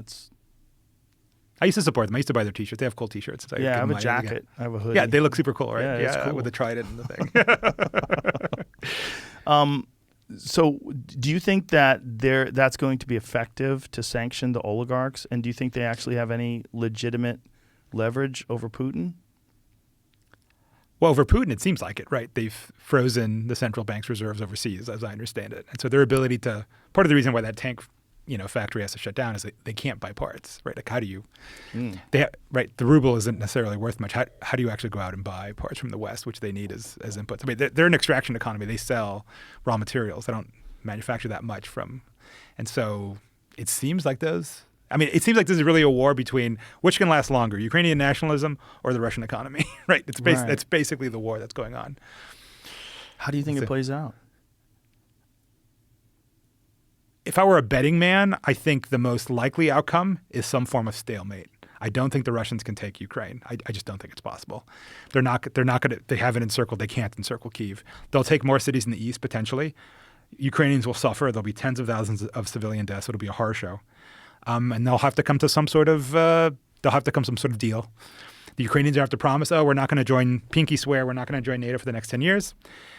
Zelensky stays in office. They're not going to demilitarize because one of the original requests is the Russians saying you have to get rid of your military. And then the local in-house Russian media will spin it as a Putin victory. And that'll be that. That's what you think? That's probably the most likely outcome. Did you ever, in your wildest dreams, think that he was going to invade Ukraine? Oh, no. I don't even know that region of the world very well. Like, I wouldn't even have conjured the thought, Russia's going to invade. No. It's interesting how many people switch from being vaccine experts to being foreign policy experts. See, that's something I never do. Shit I don't know about, I don't post about. I don't COVID post. I find the media like the meta conversation about these things interesting, but the thing itself, like an opinion about COVID, you will never get out of me.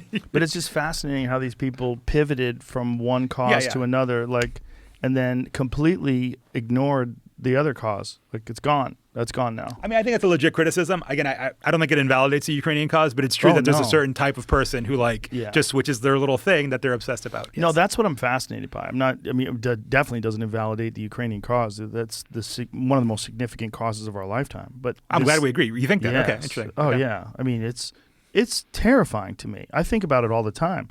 I thought about it last night before bed, and I had to meditate to get it out of my head because I'm like there's nothing I can do about this right now. I'm about to go to bed, and I'm thinking about what does it look like if we legitimately have World War III? Like, am I prepared? Will my family be safe? What do we do? Those thoughts, for whatever reason, at nighttime, those are when I have to fight those off the most. I have the same problem. The most stressful shit, right when I'm going to bed, it's like, why the fuck am I thinking about why this now? Why now? It's weird because I think there's something about when you're going to be your most vulnerable because you're literally unconscious, that during that time is when you start assessing all the possible risks. That's when you check the locks on the door. Yeah. You always think that someone's going to come into the house while you're asleep. You don't think someone's going to come in the house while you're awake. Right. And it's sunny out. It's like when people smoke marijuana during the daytime. Most of the time, even if you're paranoid, it's not that bad. But if you're paranoid at night, there's something about at night, being high at night, is fucking scary because the paranoia is accentuated by the natural paranoia that you have from the fact that it's dark out. There's a thing that human beings have about the dark that I think is related to being, in our past, being preyed upon by big cats. Yeah. Like, we're worried about things we can't see. We're worried about losing one of our senses. You know, like, even in my own fucking yard, if I let my dogs out at night, you know, and I'm out there with them, I'm, like, looking around. Like, you never know. You never know what's out there. You know, could be some fucking predator that made its way through my fence and it's in my yard. Yeah, it's scary.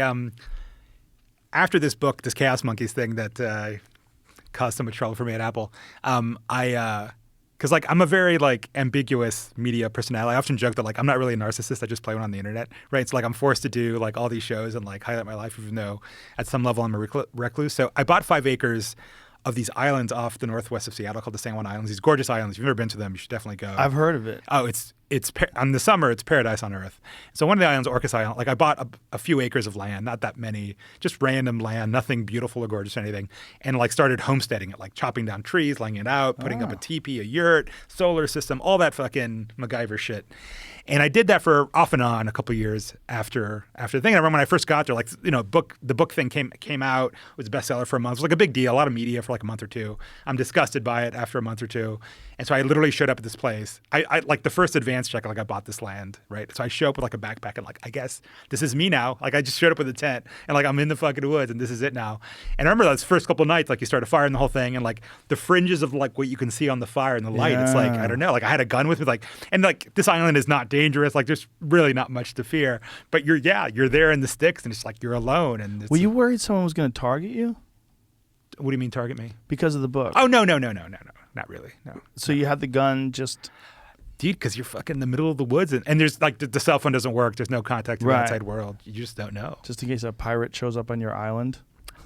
There's a small meth problem. There's a little bit of that on the island. It's not quite paradise. So meth heads in a bass boat come to visit you. What kind of problems? Well, tell everybody about your book. Like, what was the premise of your book? And you know, I should have bought a copy of it. Damn it, I didn't think of it. It's available where all fine books are sold. The book was called Chaos Monkeys, which I can explain the title if you want me to explain it. But basically, long story short. PhD student, drop out of the PhD, go to work at Wall Street. Wall Street blows up. I come back to tech, right? Or back to tech. I never worked in tech, but I'd gone to school in Berkeley and I had seen kind of the first tech bubble. So I was kind of vaguely aware of it. Join ad tech, do my own startup, tiny little company, not a big success, get sold to Twitter. I end up at Facebook a year before the IPO as one of the early members of the ads team. So if you go like browse for shit on the internet and you see that same pair of shoes inside your Instagram feed or whatever, I created the very first versions, initial, not what's there now, versions of that. So a lot of I was the first like product manager for ads targeting. So like how user data gets turned into a successful ads campaign is what I was responsible for in a very formative period in the company's history. And so I was there, again, not that terribly long, but a lot happened. The company grew in size enormously and figured out how to make money. Like, I didn't know how to fucking make money. The ads, as everyone remembers, used to suck. And now everyone's like, ads are either creepy or crappy. There's no in between. So I went from crappy to creepy. It was a big team. A lot of people did stuff to make that happen. So the book is about that. Like, how do you start a company? How do you raise money? The inner workings of Silicon Valley. I went through this famous incubator thing called Y Combinator. When you say crappy to creepy, do you mean invasive? Yeah. In the sense of like, oh, this is like totally relevant to like, oh, I was literally just searching for this thing and here's an ad for it. Let me ask you about this because we've talked about this multiple times in the podcast. Sometimes you're having a conversation about something. The microphone thing. Is that real? No. It's not real. No. I mean... I don't believe him. Do you believe him? No. We were just talking about something the other day. I haven't searched for it at all. Okay. And I got an ad for it. It's something me and you were talking about. What was it? If I remember right, and I couldn't remember, but it was something we were talking about after the show. 6 hours later, I'm getting an ad for it. Here's what I'd bet on. One of you two either searched or went to some website. Not only one that. One of us. What? So if I do, he gets an ad? That potentially. Yeah. How? The term of art is called lookalike audiences. What that means is, so some retailer knows that you dump a bunch of money at whatever, REI, Cabela's, pick your favorite retailer, whatever. You two are buds and you interact a lot on whatever social media platform. If I'm Cabela's, say, just a cited example, I'm like, okay, I know this guy is worth whatever, $2,000 a year. Get me more people like him. And companies like Facebook or other companies can say, aha, well, guess what? He talks to this dude a lot, who, by the way, whose profile kind of looks like yours. And so you'll get targeted for something that you did. Yeah. I get that, but we have very different online things. You know, I look at sneakers and stuff. He's looking at hunting and whatnot. the thing that came up, I wish I could. I normally take a screenshot when these things happen because I'll share it with the person. Yeah. Like, look what just popped up on my phone. This was outside of that. Yeah. This is one of those things where I go, all right, we need to talk about this. But again, I know there's Okay, so defenses to it, but this was. Let me address the question. It's funny. There was a Planet Money show about this in which they talked to various people who had this experience to try to figure out how it actually happened. I was a guest on it, but let me address the problem. So, imagine. Let's say Mark Zuckerberg is listening to your conversations and gets like a live stream of your phone all the time. What fraction of the time do you think you're actually mentioning something commercially interesting that would be worth like targeting against? Like, how often do you say, "Hey, I'm flying to Boston next week and I need a flight and a hotel and a taxi," and you say it in some structured way that would be easy? It's pretty rare, right? And the amount of, think about it, the amount of data you'd be on a constant phone call basically to Zuck. It would eat up your network like crazy. And then the fraction of the times versus you just like going to fucking kayak and like entering Boston and using that data. And so I'm not saying it's technically impossible, and in some future world, who knows? But it would be difficult. And even if you manage to do it, there isn't. One of the chapters in my book, I understand you're listening to, I have a chapter called The Narcissism of Privacy, which comes off maybe more snarky than I mean, but privacy is a right and people have a right to it, obviously. But I think one of the sort of misleading things when you think about companies like Facebook is that like Facebook wants to know the thing that you least want them to know, which is like your personal conversation with your loved one or whatever. When it comes to commercial data that actually helps target ads, there's very little of what you do, or things that you wouldn't think of are what they want, not necessarily what you would not want Facebook to know. Right, but what concerns people is the idea that your microphone is picking up keywords that they have accounts with. So whether it's cell phones, tires, whatever it is, and then you see an ad for it. It would be more possible in like the smart speaker systems you have at home, for example. Right. That probably wouldn't be so hard to do. Stuff like that. That probably wouldn't be so hard to do. That makes sense. And so how would they target you for an ad with that?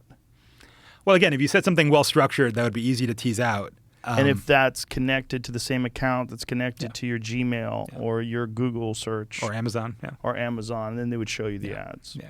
So like a lot of what happens that's actual targeting is like data joining. So like getting back to the Cabela's example, like I understand you're into hunting, so maybe you shop at the local Cabela's or the Bass Pro Shop. They'll have your phone number and email for all the shit you buy online. And what they want to do is like find you online and sell you because it's the fucking deer hunting season sale or whatever. And and so what they'll do is they'll upload that list of emails to Facebook and say, oh, this is the deer hunting group. And then they'll show you ads based on your actual buying history. So that sort of thing absolutely does happen. Yes. That makes sense. Yeah, that absolutely happens. Completely makes sense. Yeah. So that's the creepy. So that's the it creepy. Went from crappy to creepy. Yeah. That's creepy. And it pays for the internet. That if there's any saving grace to this, is that it pays for the services that most people wouldn't be willing to pay for otherwise, or wouldn't exist otherwise, for better or worse. Interesting is that it became one of the most valuable commodities in the world, and people just sort of gave up access to it because they didn't understand it was valuable when it first started being implemented. When people first started using Gmail or they first started, searching for things on Google or using Facebook, they never thought that they were giving up access to something that's insanely valuable that would create not just some of the biggest companies in the world like Facebook and Apple and Google, but also some of the most influential companies that have ever existed. That's right. There's never been a company that has the kind of input on social policies or on the way the world functions like Facebook. Has there ever been a single individual company that has the kind of to put on my Facebook hat influence? A little bit. I mean, if you go back to the world of Walter Cronkite and like 3 TV networks and creating consensus around things like Vietnam or other events, I think there's precedence. It may not have been within one software company in the sort of way that you were talking about, but was there a media establishment that manufactured consent around certain social issues? I would say yes. Yeah, that's true. But I think the difference is that they were in some way, shape, or form connected to the government. And we don't think that Facebook is. But maybe they are. Well, they respond to like warrants and stuff when it comes to policing online behavior. And I get into that a little bit in the book. They definitely, they do a lot of good protecting like child molesters and stuff and taking them off of Facebook. And also, I think people have to understand the sheer volume of stuff that goes onto their network every day, right? So it's managing at scale. Exactly, John. You're obviously a very bright guy who's been very thoughtful about this. But one of the things that's hardest to convey to people who are on the outside looking in is like you open any dashboard at a company like that and every number is in the billions, like billions of posts, billions of people, billions of photos. Like even if they were trying to be like best effort, it would be very difficult to police a lot of what people want them to police. Like, we looked up the data on YouTube about the amount of amount of videos that get uploaded to YouTube. Oh, did you? Okay. Daily, and it's astounding. Right. I forget what the number is, but let's see what it is. Find out what it is daily. But it's one of those things where you go, okay, how would you manage that? How many people would you have to hire to watch that? How many people would you have to hire to watch every video that's being uploaded on YouTube every day? You would have to have millions and millions of employees whose sole job is to watch nonsense. Yeah. How you do it, you try scaling it with software. Yeah. So one of the things I did at Facebook, and I get into in the book a little bit, I was briefly the product manager for the team that policed ads. So it's a smaller problem than the big problem you're talking about. But people who run ads, there's also like an ads creative policy. Like you can't run ads with like naked women and stuff in it, right? Right. And there, and it was not as big as Facebook posts, but it was still a scale problem. What you do is you have a certain set of humans to do like the things that only humans can do well. And then you scale their efforts with software. So if the guy tries to upload the exact same ad twice or the exact same video twice, even if he changes the contour slightly or he changes the shading, so it's not like literally the same file, you have smart software that actually picks it out and like prevents him from doing it. Right. And so, that's how they do it. Because even Facebook and Google can't afford to hire millions of people to review these ads or the videos. So, but the problem is when you do have humans that do it, and then it's subjective. Value judgments, yeah. Yeah, like my friend Kyle Kalinske got banned from Twitter today. And I don't know if you know who he is, but he has a great progressive political talk show, the Kyle Kalinske Show, and he also has another podcast that he does with Crystal Ball, and really bright guy, very well-read, open-minded, the whole deal.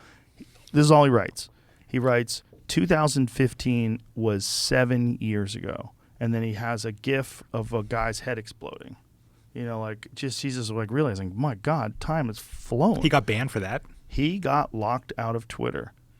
And they're saying that it's that fake, that image of a fake head blowing up. It's like I think it's from Scanners, the movie Scanners. Okay, yeah. It's so silly. It looks fake. It's like a guy's head and then like his brain. Yeah. It's just the whole head explodes.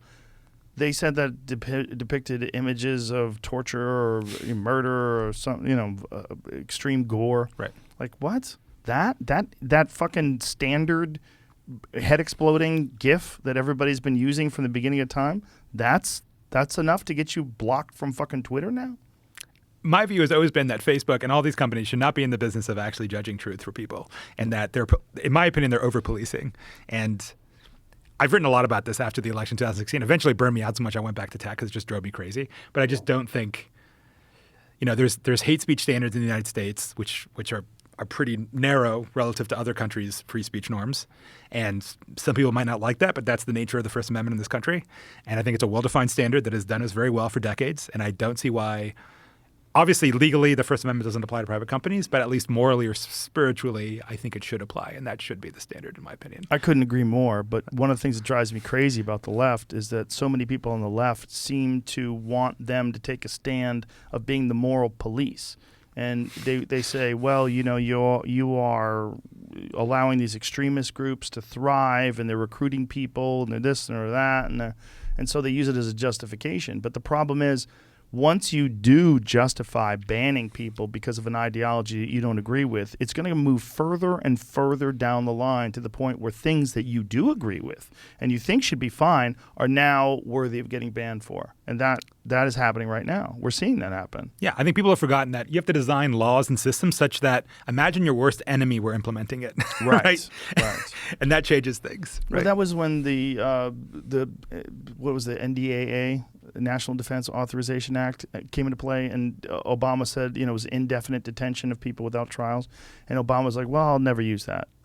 Okay, then don't fucking make it a law. Right. Because what if someone comes along after you, and then who comes along after him? Trump. Like, hey, buddy. There's a guy who is a critic of Putin that just got sentenced today to, I believe, is a lot. Yeah, 9 years. He's already been in Navalny. jail. Yes. Navalny had years added to his sentence. Yeah. Yeah, like that kind of thing. Like the bridge between that kind of thing and the NDAA is not that far. Like this ability to criticize someone is very important. And as soon as you restrict that ability or restricts people's ability to communicate or say controversial things or say things that you don't agree with, you're getting close. You're bringing those things together, and it's fucking dangerous. It's really dangerous when you start doing that because it keeps moving. It doesn't stop. If you don't have an absolute line of free speech, then you decide what should and shouldn't be censored. And as soon as you do that, then it becomes subjective. Then it becomes, you can apply all sorts of logic and reasons why someone who you don't agree with should be removed from the conversation. And you could do so in bad faith. You could do so because it's going to cost you financially, or it's because it's politically uncomfortable, whatever it is. Dude, I think this has made people lose their minds, Yes. right? Like network computers have made people lose their minds. Oh my God. Look, the reality is that like freedom of speech, people don't actually want freedom. I mean, they say they do, but they don't, right? Like once their enemy like gets a platform, it like goes out the window. And getting back to our topic about religion, I think liberalism requires a certain religious belief and certain rights, and we have our nation is defined by a sacred document that's adjudicated by this like rabbinical court called the Supreme Court, and all our political struggles end up being religious struggles almost because we do have this sort of creed or religious belief in our country.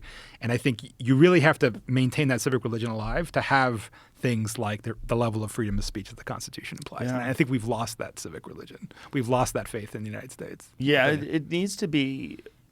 It needs to be something that both sides espouse. Yes. That's something that both sides talk about openly and agree to, because we are a community. Whether we disagree about certain aspects of our laws and the way we communicate or whatever, that's fine. But we should have some rigid, rock-solid, fundamental principles that we apply to communication and to rights. And if we don't do that, we're losing our perspective. We're losing the thing that made this country so exceptional. This exercise in self-government. It's a unique place. And as soon as you start fucking with that and limiting freedom, like you see like knuckleheads on television say that they think that maybe the First Amendment and the Second Amendment need revision. Like, okay. By who? By you? Right. By your minds? Right. Your ideology? Yeah.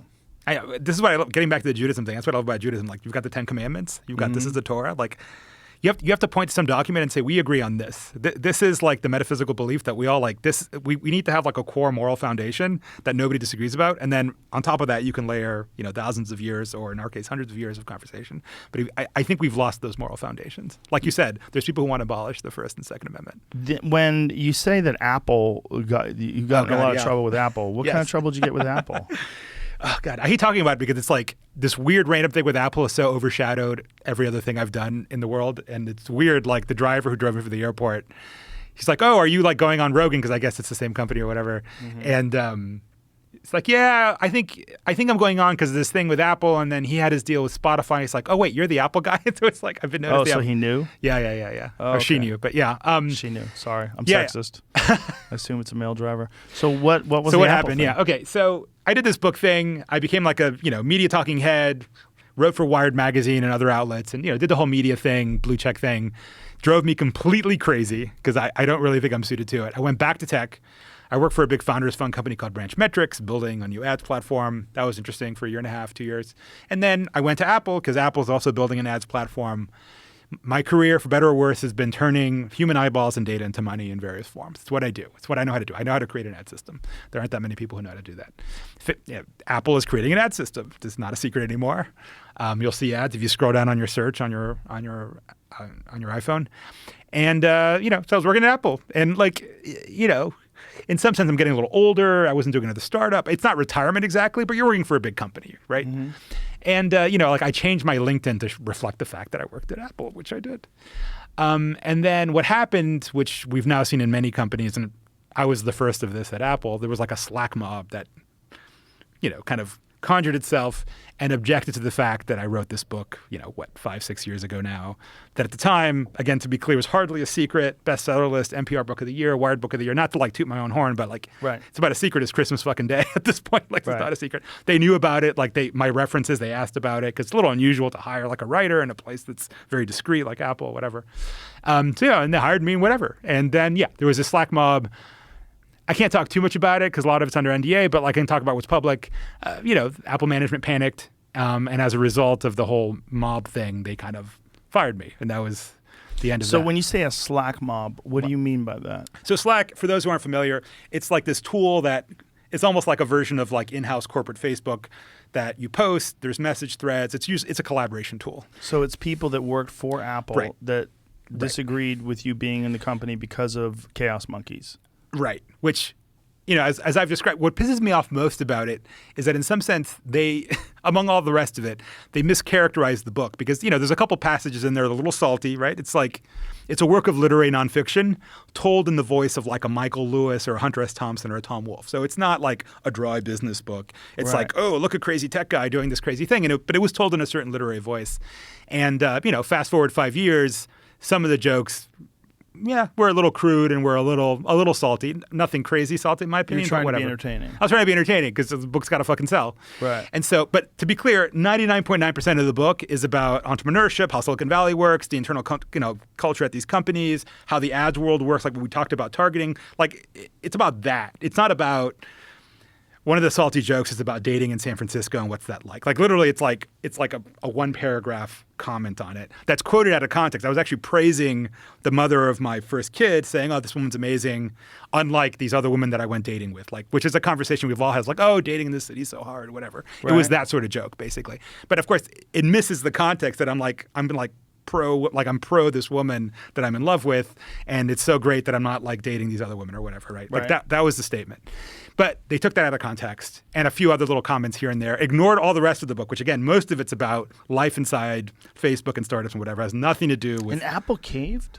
Apple caved. I know. Of what, $2+ trillion company caved. And I think, we can talk about this cancellation thing if you want to, but one of the key aspects of this cancellation mobs, right, or these cancellation coups, as I call them, is that the politics are often deeply unpopular. I think something like 1% or less of Apple employees signed whatever petition it was to fire me. Like nobody, like this mob was a very vocal but small minority inside the company. And yeah, Apple just freaked out and this is publicly known, freaked out and fired me like within a day. I wonder what would happen if Apple said fuck off to those people. Is that possible at this point? Do you think they've reached Oh, yeah. this? Well, most of them got, by the way, after the fact, most of them got fired. The leaders of the Slack mob, actually. Really? Yeah. And Apple never reached back out to you? Go, hey, we No, fucked up? I can't talk about that. But Oh. I mean, Lawsuit. about the firing the other employees, that's public. That's been reported on. Right. So that's public. Other companies have shown a lot more moral leadership than Apple has. One example is Coinbase, that you're probably familiar with, a crypto company led by Brian Armstrong. And not too long, I guess a year and a half ago, right before their IPO, he basically said, too much politics, Slack mobs are happening, all this bullshit's happening. Look, if you don't like it, we're here to do work. You don't like it, here's a nice little severance package, doors over there, right? 5% of the company took it, and the company's doing fine. And that's the end of that, right? Well, I think that there's a real thing that people love to do today where they consider themselves an activist. Right. And part of being an activist is if someone says something that you don't agree with, you can get them fired. Right. And it's a weird kind of activism because it's not necessarily it's mob mentality. You're deciding that you want someone to suffer because they have an opinion that's different than yours, Right. or that they say something that you think is And objectionable. you can feel good while doing it. Like Yeah. you're literally in a mob, but you can feel a sense of moral righteousness. It's like Exactly. it is just the greatest moral treat. Yeah. Well, that is Twitter. I mean, in so many ways, that's a large part of what people like to do that people find gross about Twitter. And They I don't like get to it. gang Like up. I'm just allergic. Like that mob mentality, I just can't do it. It's I just because fucking hate it. you're not a loser. Right. Because most of those people that do that are truly unexceptional people. That's Right. why they want to do it. And a lot of the people that they attack are exceptional. And that's it's just natural human nature. People that have an inclination to mob up and gang up on people for things like that, like generally speaking, they're failures, or at least not exceptional. They're not what they would like to be. They're not anything that's standing out of the order. They're not like they're not exceptional. They're not unique outliers where they're really out there kicking ass. It's not the kind of people that do that. It's the kind of people that are, that there's a culture today in society. There's a lot of people that think that they deserve more than they're receiving. and they look at other people that are doing really well, and for whatever reason they decide that that person doesn't deserve it. And part of it is because they're not. It's not like you see someone doing well and you go, "Wow, how the fuck did he make it?" Well, whatever. But instead you say, "How did he make it? We need to attack him. Right. We need to take him down." And those people are almost entirely losers. Losers. Yeah. Yeah, and there's a lot of losers out there. But when you see a loser's text on Twitter, it's the same font. They use the same language. You don't know their background. You don't know what they're doing in their own life. You see their words. You don't know what's the motivation behind it. And those words carry a similar meaning and a similar impact to a person who's like rational and compassionate. And, you know, it's a weird time when it comes to communication. You know what would solve this? Bringing back dueling. That's what it would do. Because robbing somebody of their livelihood, I think, is actually a major affront. Like, you're literally what I use to feed my kids and like pay for housing. You're robbing me of that for some moral crusade. Yeah. Like, you got to square up, and you gotta either face off for 40 paces or go into the ring. Like, that's a major affront, and you shouldn't just be able to do that anonymously playing this little video game called Twitter. Well, it's kind of a verbal assault. It's in some ways. You're attacking. You are doing something you're doing something with language where you're attacking someone. And it's one thing if you're going after someone, you're exposing a criminal who's like stealing money from people, and you found, you're a journalist, you found this like loophole where someone's like robbing old ladies out of their retirement fund. But if you're just trying to cancel someone because you don't like the jokes they wrote in a book about tech, about their own life, and you want to get them fired from a job that has literally nothing to do with that book. Nothing to do with it. Yeah. And there's no actual behavior at this company, which is one thing that I want to clarify. So here. what can you talk about that? Are you in a lawsuit, or can you? Yeah. Can't really talk. No need to. No need to. Yeah. It's what is it like being in those companies, like whether it's Facebook or any sort of tech company? For someone on the outside, we look at it and we say, like, how are those fucking places run? Because it's like I've had a good friend who was a big executive at Google, and now she works at another large tech company. And the way she described it to me, she's like, it is utter madness. It's utter madness. And the lunatics are running the asylum to a certain extent, because there's a lot of people, the company that she works for now, there's a lot of people that are inside the company that legitimately are mentally ill, and they consider themselves activists, and they have to placate them because it's a certain percentage of the population of the people that work for the company, and they're the loudest, and they oftentimes don't get work done, and when confronted, they talk about their activism, and like she's like, listen, you are here for X amount of hours a day. This is your fucking job. You're not an activist. And don't think that if you're complaining about other things that this company does, that you doing that is a part of your job, because it is not. Yeah, I mean, I think the companies are somewhat to blame because they've done the whole like bring the real self to work thing, right? And again, what is that? There's this philosophy among like the HR there that like, and if you're being cynical about it, it's engineered to get the most productivity out of you. Like the real self to, like if you work at some of these companies, particularly, again, to answer your question, I think it depends what stage of the company you join. But if you're talking about big companies like Apple, Google, Facebook now, it's a campus, it's a lifestyle. They do your laundry for you. They feed you. They do your laundry? They can, yeah. There's like Apple does your laundry? I'm not sure about Apple because we were never in office because it was still under COVID. But Facebook had laundry. I'm sure Google does. Yeah. Whoa. Yeah, it's weird. You join. I mean, it's a strained analogy, but it's kind of like a cult. And there's like a massive amount of corporate culture. Like I described this a lot in Chaos Monkeys. Who said that? Who said that quote that every successful startup is a cult? I think it was Keith Raboy, from Founders Fund. And the thing is, he's right. He's right. Like Facebook was a cult, and I joined it, and I was a happy member of it. It was very powerful. Everyone sacrificed themselves for the sake of the Facebook empire and its emperor. Did it change your own personal thinking while you were there in the cult? Oh, yeah. Did you subscribe to the Kool-Aid? I totally bled blue. I still do, to a certain degree. Absolutely. Because, again, it's a formative experience. Like, some of the most impactful professional work I did was there, like it or not. Taking Facebook ads from, like, the shitty, stupid little iPad offer ads on the right to, like, literally the thing you just looked at or bought, which I know sounds cringy, whatever.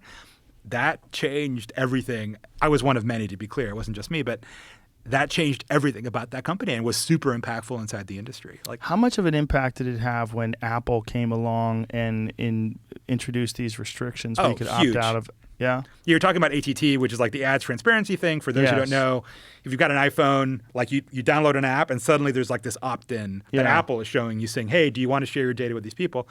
That's hugely impactful. What that does is, so why does that matter? So Apple controls this. They create the hardware and the software and all of it, right? Right. At the end of the day, seen from Apple's point of view, Facebook, as powerful as it seems, is just another app in the App Store, right? Which was always Zuck's fear, which is why he wanted to build a phone.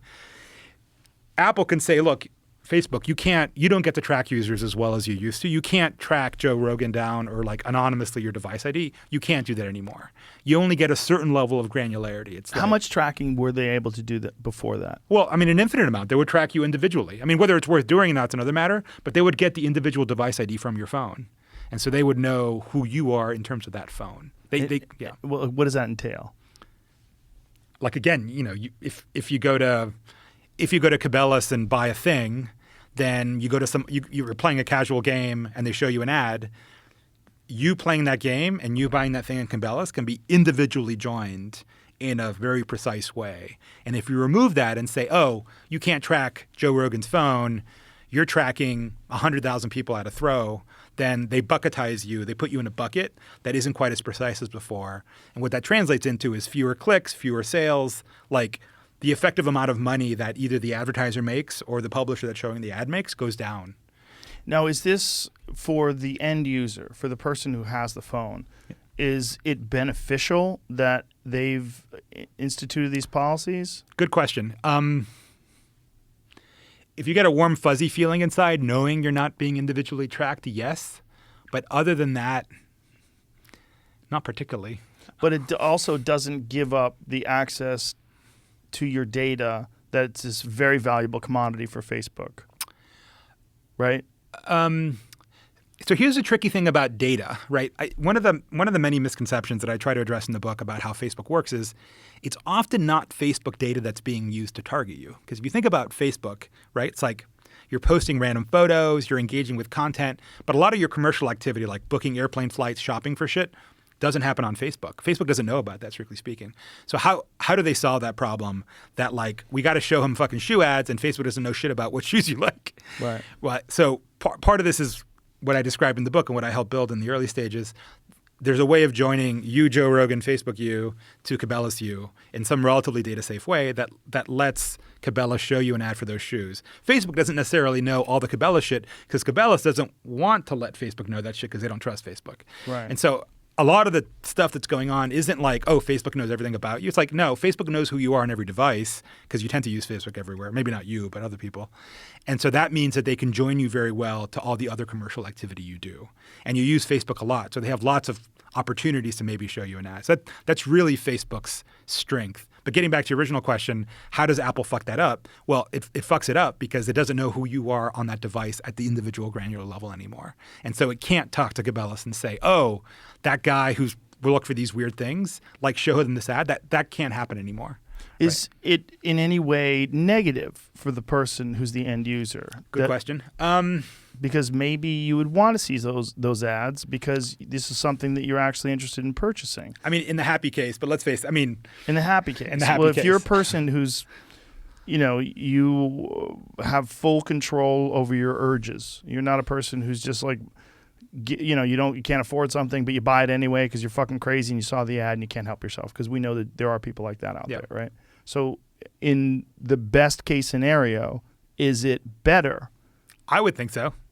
But isn't that like what you do as a business? I think the status quo is a lot better than the like stupid punch the monkey ads. You used to remember those ads in like display band. You probably don't remember them, but like in Yahoo.com Right. back in the day, there'd be like a little moving target and you could like punch the monkey. Like you can either see that bullshit or you can actually see an ad that maybe has a chance of being relevant in Instagram feed. So yeah. Do you give anything up to have those relative ads?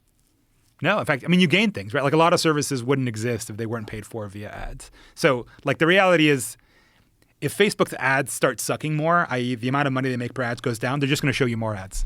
So do you think that Android phones handle it better? Because Android phones allow more of those things in? Man, it's a super wonky question. I wasn't expecting this, Joe. It's wonky? Yeah, no, it's good. I think I love talking about it. But the model that Google and Apple have are somewhat different. Right. Apple is a fully, vertically integrated thing. They create literally the chips and the software you're looking at. Google's a little bit different. You can buy Android phones made by all sorts of manufacturers. Their model in general tends to be a little bit more open to third parties. And so there's a whole ads ecosystem in Google where I could fucking fill this wall or a whiteboard with all the little boxes of all the little companies that like get together to show you a single ad. And so Google's a little bit better about being more open to the outside. Mind you, they still use monopoly power in various ways, like they're not saints. But Apple has a more closed moat approach to it. I mean, that's why they're building an ad system, because they want to make money in ads, but they're not going to go the Google route. They're going to build, more than likely, I mean, not that I have deep insight into it anymore, but more than likely they're going to build it themselves because they have a more closed vision of it. How they think about data privacy, here's another thing. If you really want to geek out, one direction Apple's going that's kind of interesting is that a lot of the data for your iPhone is going to live on device. Like, in other words, for the past 20 plus years of internet, we've had this model where like you do shit on a phone, data goes into the cloud, weird shit happens, and you get shown a page or an experience. A lot of that's changing, right? Like probably most of what you do on a phone is through an app. It's not a browser anymore. It's like the code is running on your phone. You're producing data on that phone. It's like, why shouldn't the computation and all the shit that happens happen on the phone? These phones are actually pretty powerful. Right. And so a lot of things are moving in that direction for a bunch of reasons. One of the reasons actually is privacy. And, you know, Apple and other companies have made public statements about this. It's like, oh, it's more private. Like, what's the ultimate opt-out? My data's on this phone. You know what I do? I take it and I throw it into the fucking lake. Their data's gone. Right. While like opt-out and deletion, when the data's in the cloud and a bunch of third parties have it, you never really know, right? Right. But if you keep the data on the phone, it is better in many ways, right? It also feels creepier, right? One of the things Apple did recently, I don't know if you followed the story, they launched a system to catch what's called CSAM, which is child sexually exploitive material, which you can kiddie porn basically. And they launched a system that it's complicated, but would scan photos on your phone, basically. Yeah, I heard about that, which is weird. Right, and it's funny because it is that on-device paradigm. It's like, okay, like if you've got the photos.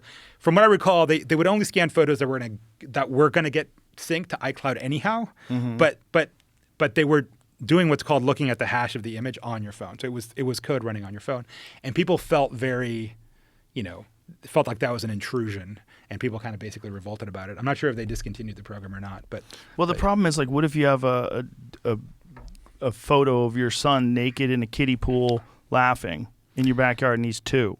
Was that kiddie porn? Right. There's a couple of things that could go wrong here, right? How does the false positive, like an innocent person getting... What if you get flagged? Right. One is you've got a photo that just happens. The way it would typically work is there's a database of child exploitive material, and they look for it on your phone. And they do what's called hashing the image. What basically that means is like decompose this complicated image into like a simple string that could be easily compared, right? And say like, this is the image now. If you've got an image that happens to map to that, then you could have a collision in that space, and it's like, oh, it's kiddie porn, but it's not. Or you just have a random image. The way these images work, like a lot of researchers found, like a random image of a dog would actually map to this other thing, right? And so there's lots of ways of getting it wrong. And of course, Apple assured people that they wouldn't get it wrong because of this and that, but it's scary, right? Like getting maligned as being like a kiddie porn guy when it's just like a picture of your kid, or even like a random picture. That is scary. And what's also scary to people is the idea that someone could hack into your device and implant some sort of questionable material. Oh yeah, like fucking, I'm in this high school group with people I went to high school with in WhatsApp, and it's a bunch of fucking bros from Miami, and they post all sorts of stupid shit that I would not normally share or like want on my phone. But like WhatsApp by default saves those images or to iPhoto, and so you can imagine the sort of shit they post, and like it ends up in like my photos reel in Apple. It's like, dude, what the fuck? Like, don't send me this shit. It's like that sort of thing could happen. Yeah. Yeah, and someone could send you like I have some really ridiculous friends. They could send you something that's actually illegal. Right. Yeah. It's a problem. The flip side of it, just to take the other side of it, is like, dude, like there's a lot of fucking kiddie porn. A lot of child sexual exploitation that you would like. Someone sent me this article about 108 people that got arrested for child sexual exploitation, and 4 of them were Disney employees. And my friend was like, I can't believe how many fucking pedos are out there. And I'm like, I bet there's a lot more than we think. A lot more. Yeah, it was that little island. I lived on Orcas Island, this idyllic little island. The guy who ran the bagel shop got arrested in an FBI sting. They were in some either Telegram or Signal group passing around this sort of material, and the FBI fucking showed up on some island in the Northwest and like arrested dude in the middle of his business. And I was curious because it's like a local case, so I went and read the federal indictment, which is public record, you can go read it. I would not advise reading it, by the way, because I think part of what they do is they include details and materials in the indictment to make the person look as guilty as possible. And so they describe the images, which are disgusting, obviously. I know, it's worse than you can imagine. I wouldn't advise anybody going and seeing it or like even reading about it. It's the most revolting thing you can possibly imagine. It's like, yeah, that motherfucker should go to jail, should absolutely go to jail. So it's a moral trade-off. Yeah. Yeah, and there's a very bizarre argument that somehow or another seeing those images keeps people from actually performing acts of violence on children. Yeah. But that is a fucking shifty argument. And there's another even shiftier argument that CGI versions of child pornography should be acceptable because it's like a way that they can get it out of their system or whatever. It's just fucked that it's real. It's just fucked that that's a real, like, hidden sort of secret part of our society, that there are people out there. Yep. Like, I have a friend who almost had his child kidnapped the other day. Like, someone was trying to lure his kid literally into a van. Dude, that's when the fucking Glock comes out. Oh, my God. It's so scary. Yeah. It's so scary. I mean, he was at a park, and luckily he pays attention. But what happens if you don't? And then the kid's gone, and you have no way to find them, and they're gone forever. Like, what? Like, how many houses are there to search? How many people are there to look at? How far did they drive with your kid? They've got these like tracking watches for kids that you can put on them so you can know where they Jesus are. Christ. Yeah. And that's when the government says, all you need is a chip. Just take a chip, and we're going to put a chip in your child, and we'll find your child everywhere. Man, this went dark pretty fast. Dude, when you start talking about child exploitation, that's some of the scariest shit in our society. Yeah. The fact that we have this first world, super advanced, like the most progressive society on earth, essentially, the most freedom, and that there's still, with our moral foundation, our ethics, or 21st century, like as advanced as we can in terms of the way we feel about people's rights, and that still there's people out there that want to do that to children. Yeah, it's dark. It's dark. Especially for people like you and I who have children. Oh, yeah. When you have kids, suddenly Changes everything. Any aggression or violence towards children literally fills you with the most murderous rage instantly. My friend Jim Brewer said that best. He's, when we were talking once, he said, I now understand murder. He goes, I never understood murder. Like, why would anybody want to kill somebody? But if you want to harm my kid, I get murder. He goes, I understand it. Yeah. And he's a very peaceful guy.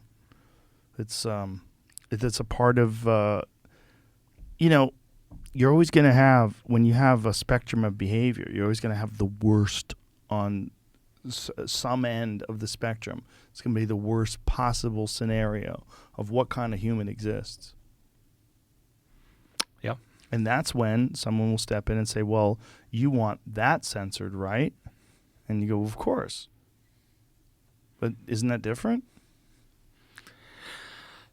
Yeah. I mean, I think the free speech standard in the U.S. that, like, imminent lawless action, like if you're actually like rousing a crowd to like go kill somebody or do something illegal, that's where the state should step in. Right. When there's actual physical harm or crime. And doxing and things along those lines. Yeah.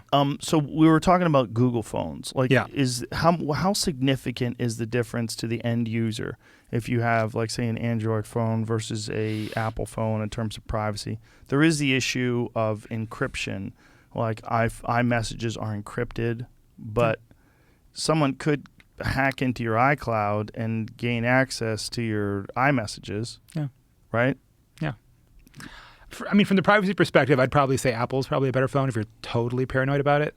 For example, Google still, for most advertisers, makes available that unique device ID I was talking about. Like, they don't have the ATT thing. And so if you're really paranoid about that, Apple's probably, as much as, I've had a rough history with that company. What if you're using something like WhatsApp or, Signal or something like that has...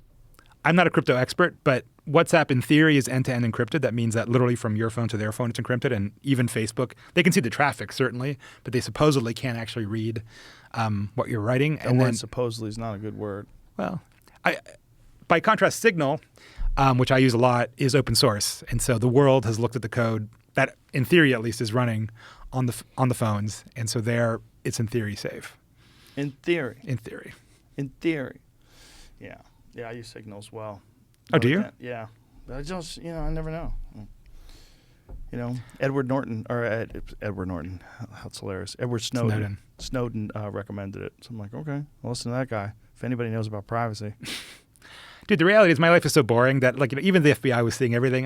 What would they what would happen? Yeah, but that's an argument my friend used when the NSA was caught spying on people. Like, what are they going to find? I'm like, it's not the case. That's not the point. The point is it's human beings that have access to your data, and they shouldn't.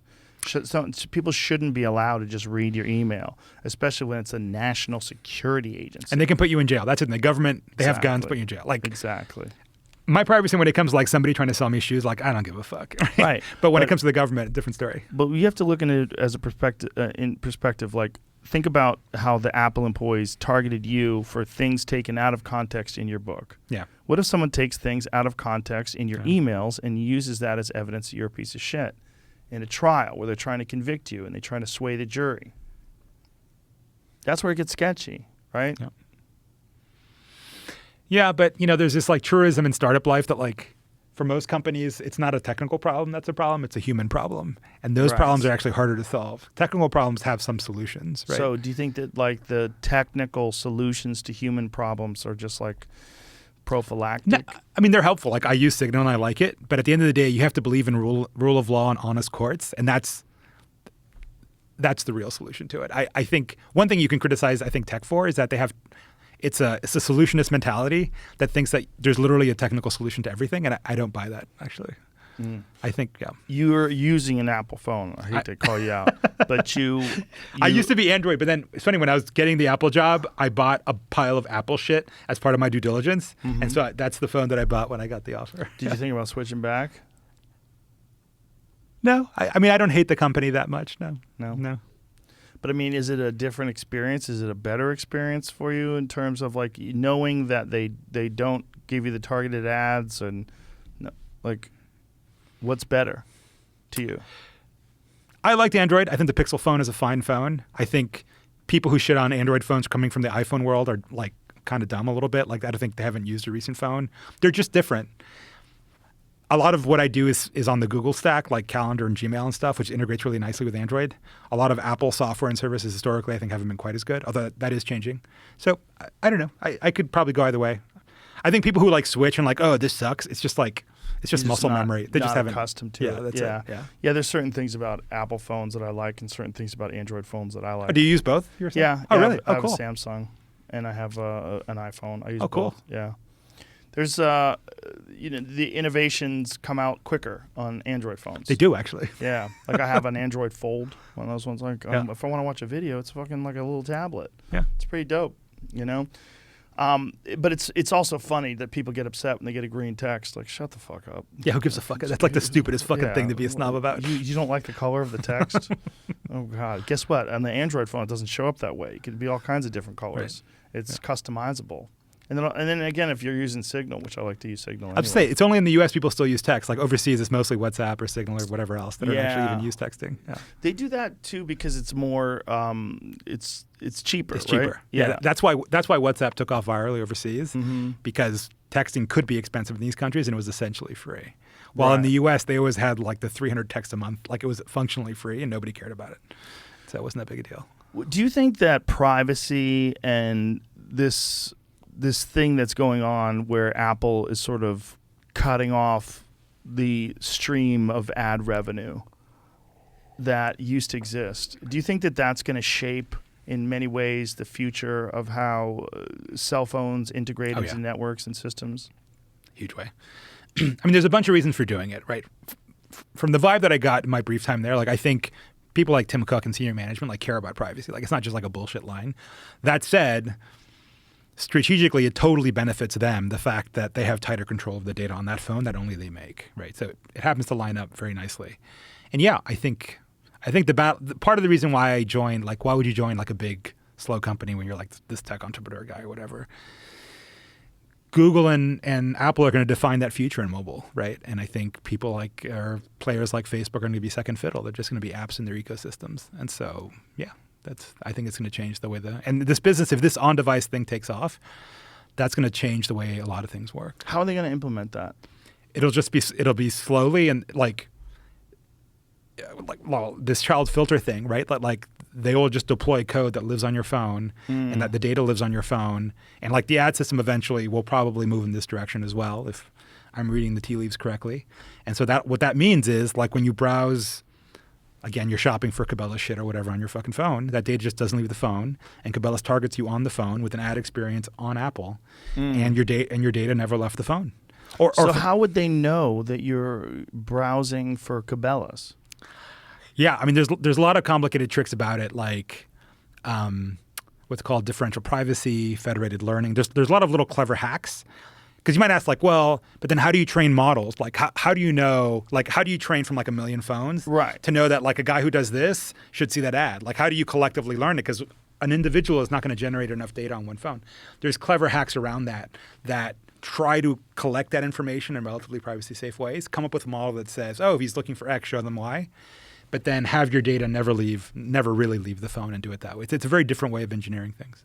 Yeah, because I was talking to a friend and we were, discussing privacy and GPS, and they were saying you should never use Waze and never use Google Maps. Yeah. You should use Apple because Apple destroys all the data.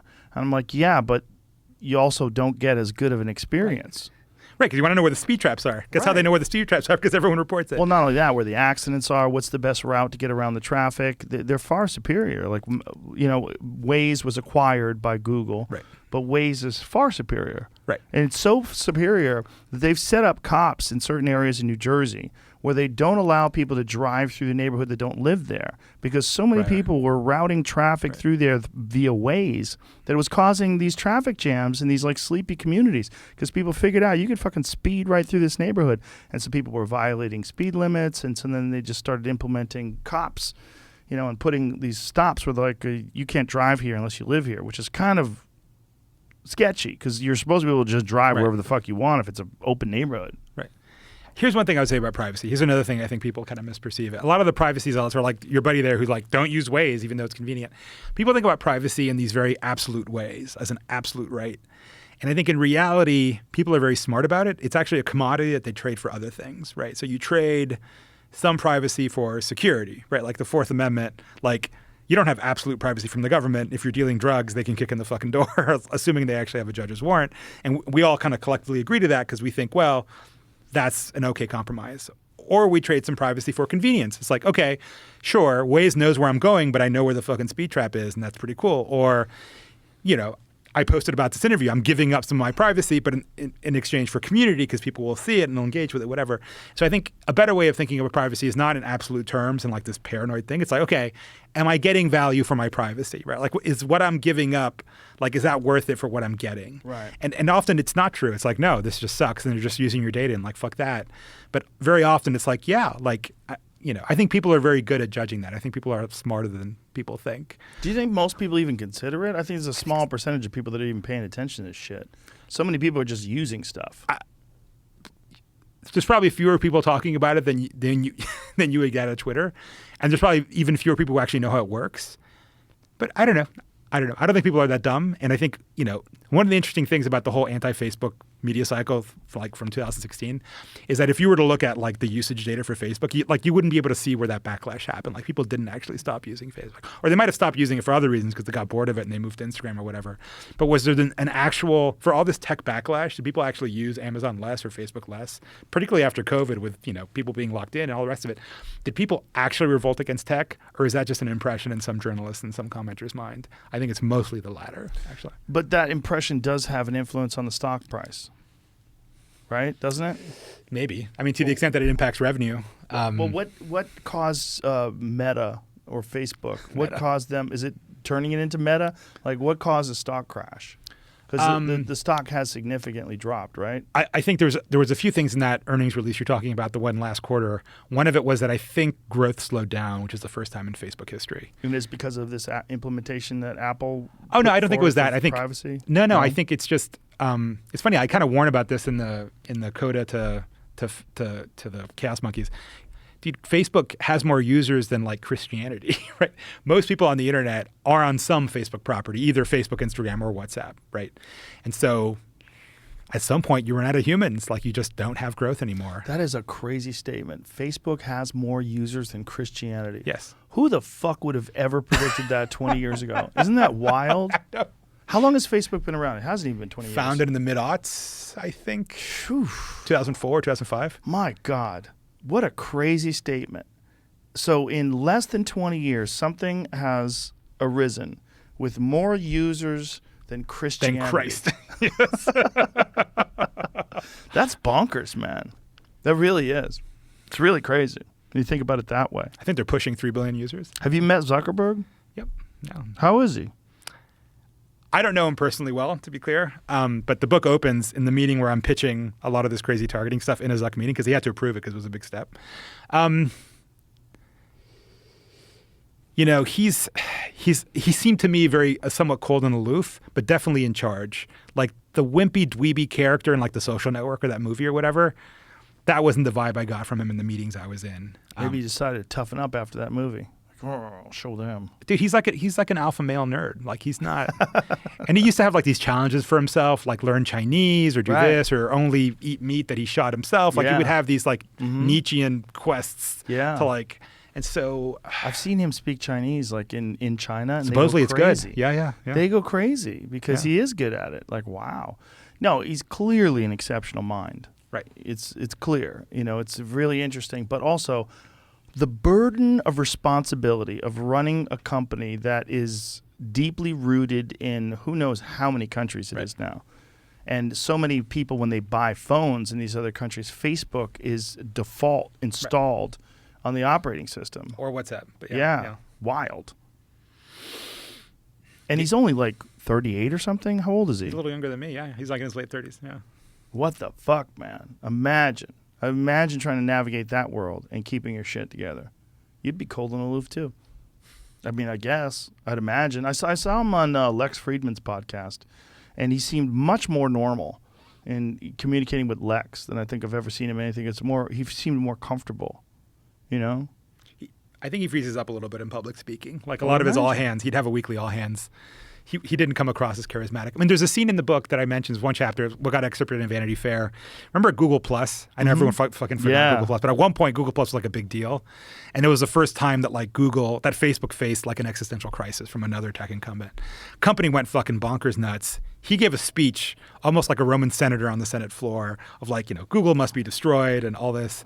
And it was kind of pretty inspiring, actually. Really? And so he can definitely have his moments. Yeah. Google must be destroyed? Well, no, he quoted, I think it's Cato the Elder, a famous Roman senator, and he would end all his speeches with Carthago delenda est, Carthage must be destroyed. It was in the context of the Punic Wars. And so he just randomly cited that, and the implication was clear. And just to give you an idea of how crazy Facebook was, like the same day, there was a printing, like a silk screening poster lab in the company. They literally printed that phrase with like a Roman helmet, and it appeared all over Facebook. And then everyone stole the fucking posters. They're all gone. I had to like struggle to find a photo because Vanity Fair wanted a photo of it, and I couldn't find it because I didn't manage to steal one of the posters. A friend sent me a photo before it got stolen of the fucking thing. But that's how crazy Facebook was. I know it's laughable, it's a joke, but what was his argument for destroying Google Plus? Like, why did he think it was such a threat? It was a competitive threat, obviously. That's all it was. But it wasn't. It was janky and it sucked. My friend who was working at Google at the time when this was going on, she was telling me like, "Oh, this is going to take over. This is going to be amazing." I go, "This is clunky and shitty. This is a terrible experience." The thing is, to defeat an existing incumbent, you can't just be like 10% or 20% better. You have to be like 300% better. Yeah. And it wasn't anywhere near that. It wasn't as good. Right. It wasn't even as good. But look at the risk, though, right? Google has so many other touch points, Gmail, YouTube, and they were plugging it with the fucking G+ button everywhere. Oh, yeah. Which is basically a monopoly behavior. Like you're using your advantage in one market to take over another market, which is exactly what Microsoft did with the browser. So the thought was they were going to do that with Facebook. But it's amazing how bad it was. That it still didn't work. And with all that input, all that influence, it still sucked. Yeah. Kind of shocking. Yeah, at the end of the day, for all that struggle, like he declared like 7-day work weeks, like balls out, the whole fucking thing. End of the day, it just died. 7-day work weeks to kill Google Plus? Oh, yeah, man. They would serve meals on the weekend. Oh, Christ. There's a scene there where I go to like Facebook on Sunday, full parking lot. I go to Google, empty. It's like, oh, okay. I see who's really fucking taking this for real. At the time, again, Facebook is different now, I imagine. But at the time, this wasn't that early. Like I wasn't that early in employees, like 2010 or 11. And it still felt like a startup in the sense that it was hyper motivated. People were like super fucking hardcore. Posters on the walls, everyone wearing the same shit. I mean, I almost compare it to communist Cuba. It's like our great leader, our great system of values, posters on the wall, everyone dressed the same way. What was the dress? I mean, my uniform, they had this, I forget who makes it. It might have been like American Apparel. It was like this little fleece thing. Some people had hoodies. Some people had like the Facebook branded thing. And I would wear like a regular shirt and like pants or whatever. But you think that people, they definitely tailored their wardrobe to fit in? I think it just became the default. They'd have these things called hackathons where you spend like an all-nighter hacking on shit, and you would get a T-shirt for that, and it was like a badge of honor, and you'd collect them because there'd be one like every month or two. And so people would wear that. You know, there's a lot of swags. Like I was part of a team. There was like an ads product that had like a logo. Everything had a code name, so there was like an owl on it. So you'd wear like the owl shirt or whatever. I know. It's dude. There's a phrase from Paul Graham who writes all these blog posts about tech, and he runs this thing called Y Combinator.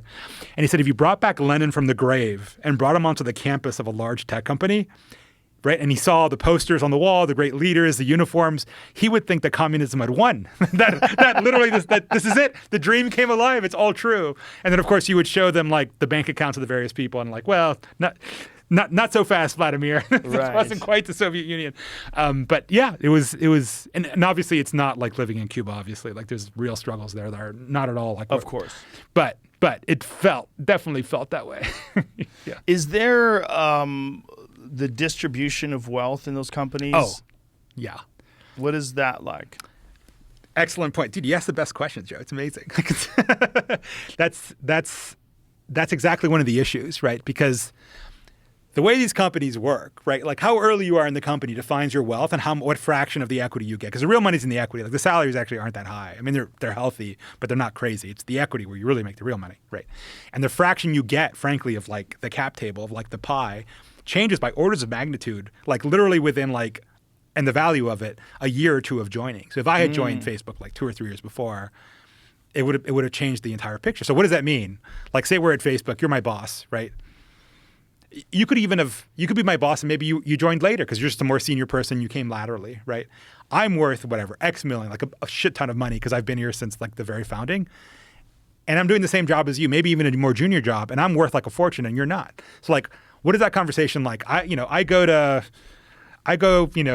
scuba diving in Honduras on the weekend on a private jet, and you went and saw a movie in Mountain View, and we come back, hey, so Joe, what'd you do on Monday? And it's like, how's that convo go, right? Because this guy is living in a different world than you. Wow. And everyone kind of knows it, but you can't talk about it because obviously it's like super corrosive to morale. But that's the So real. if everybody knows it, is it publicly discussed? Is it disclosed? Like, how do they know how much money these other people have? They Oh, no, you don't. No, it's not public. Nobody ever knows, really. But they kind of know that it's a different world. I mean, there's websites you can go at, like for big see what the comp levels are, so you can sort of get an idea. But if you're talking about the early stage of a company, and it's so variable, right? Like I came in what's called an acqui-hire. What that means is like they acquire a company, but really they're just buying you. So it's just like a nice hiring offer.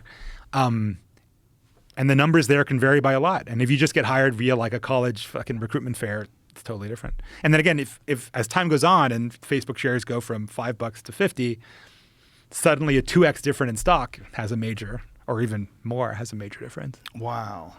Yeah. So is there a bunch of resentment inside the company because of that? Is there a call to adjust? I didn't get that feeling. Again, you don't know necessarily, right? It's a bit of blind man's bluff. There's no way to actually know the pay delta. So I don't think there's a lot of resentment there. I mean, in theory, the reward should vary with the risk, but I'm not sure it's true. Like, to be honest, if I were giving startup advice, joining as an early employee at a startup, I mean, now startup wages are pretty good, so like, you're not taking such a big financial risk.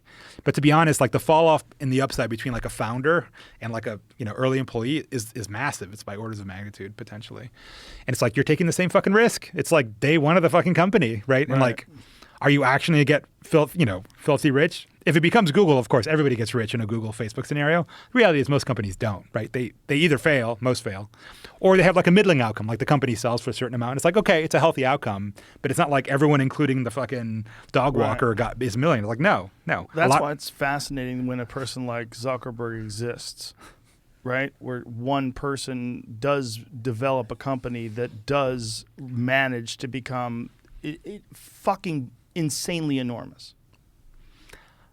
Yeah, it's hard for me to imagine what the world looks like through his eyes. Your entire world I mean, I've seen it through the eyes of founders of smaller companies, and even there, like I've known people who have found nothing Facebook size, but a few hundred people worth $1 billion or more. On paper, they're worth maybe 100 million or something. And it's weird. They become like the sun of a solar system that revolves around them, right? Everything from their executive assistant to their therapist to the person who walks their dog to all their work life. They're at the center of this thing, and the whole world revolves around them. And it kind of warps their perspective. And in the case of Zuck, it must be even more so. But it warps perspective for famous people. Like it's like my wife had a conversation with me the other day. We were talking about something, and I thanked her for bringing it up. And because we had like a candid conversation about it, I go, thank you. I needed to talk about that. I needed to hear that from you. And she goes, nobody talks to you, right?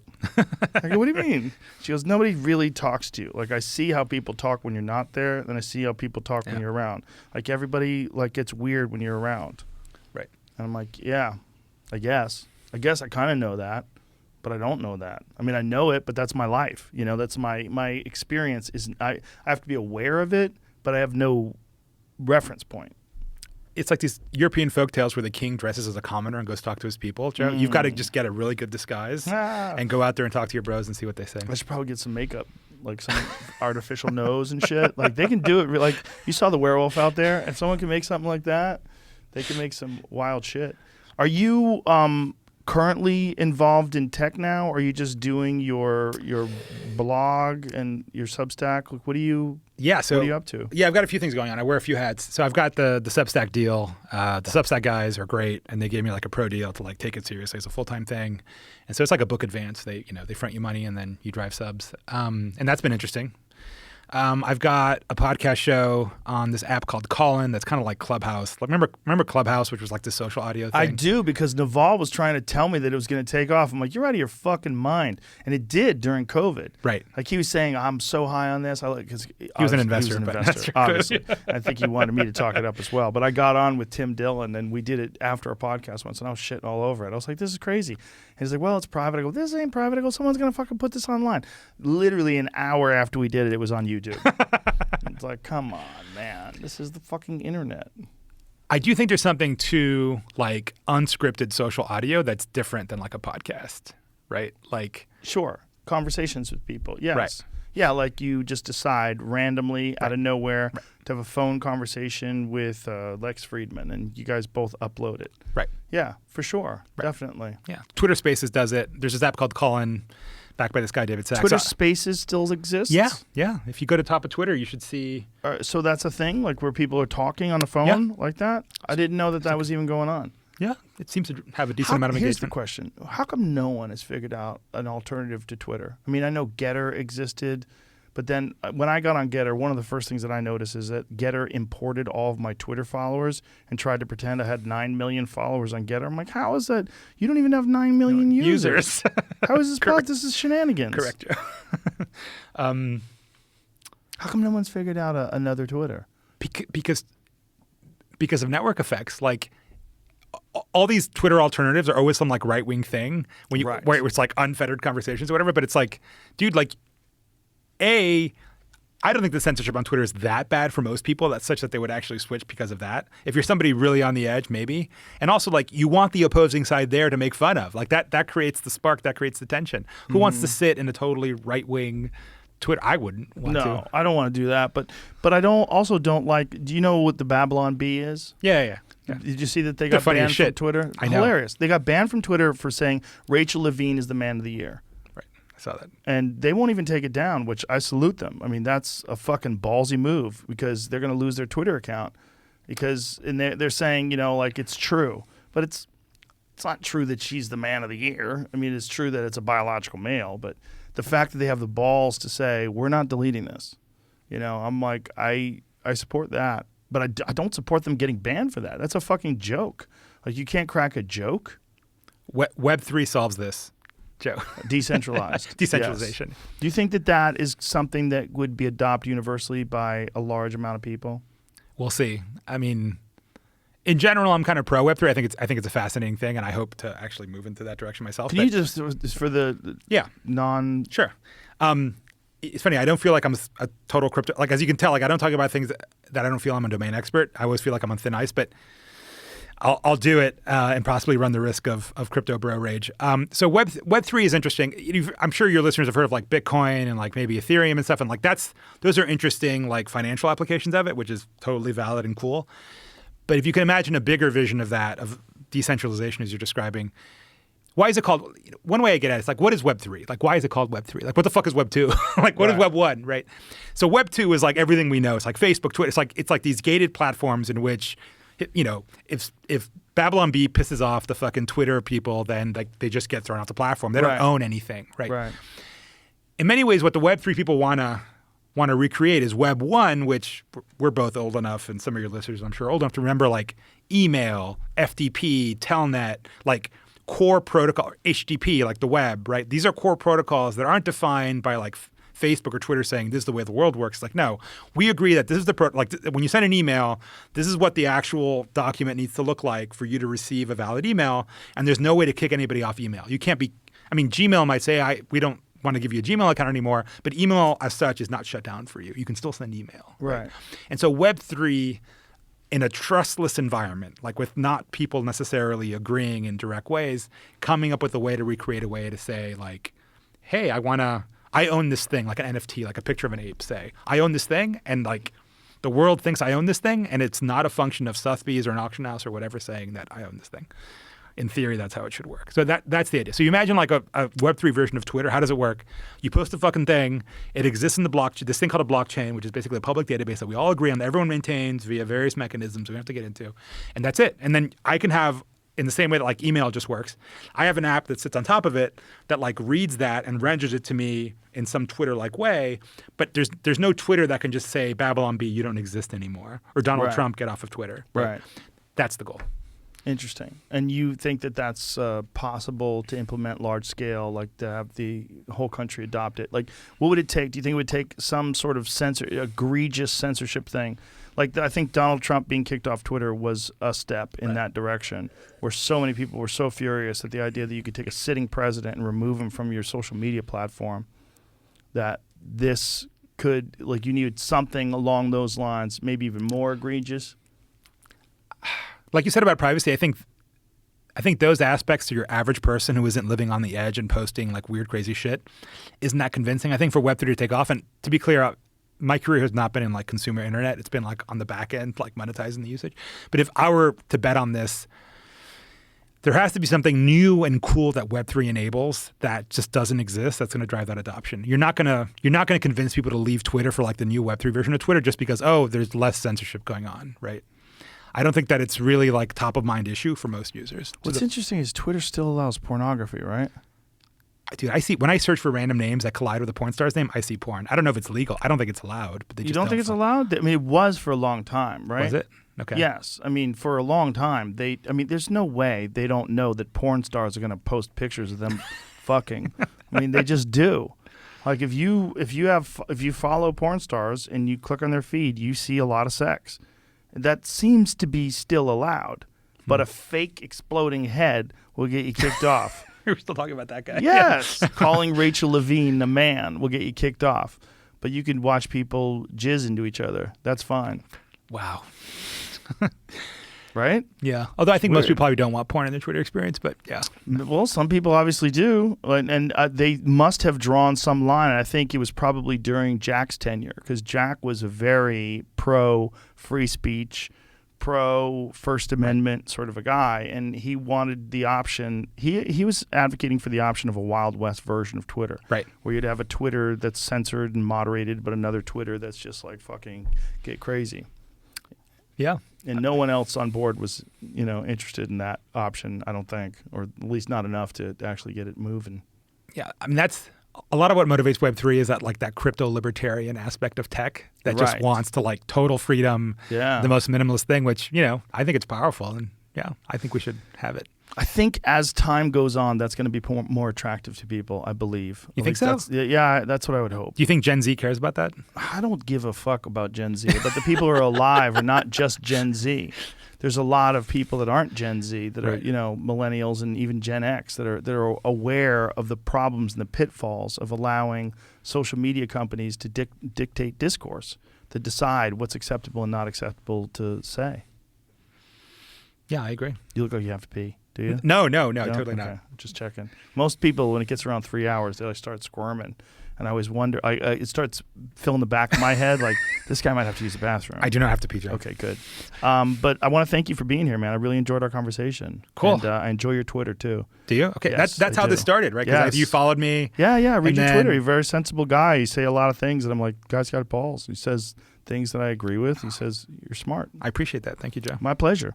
So tell people your social media, and one more time, your Substack is the Pull Report. The pullrequest.com. Pull request, The pull sorry. request. There's a link on my Twitter profile.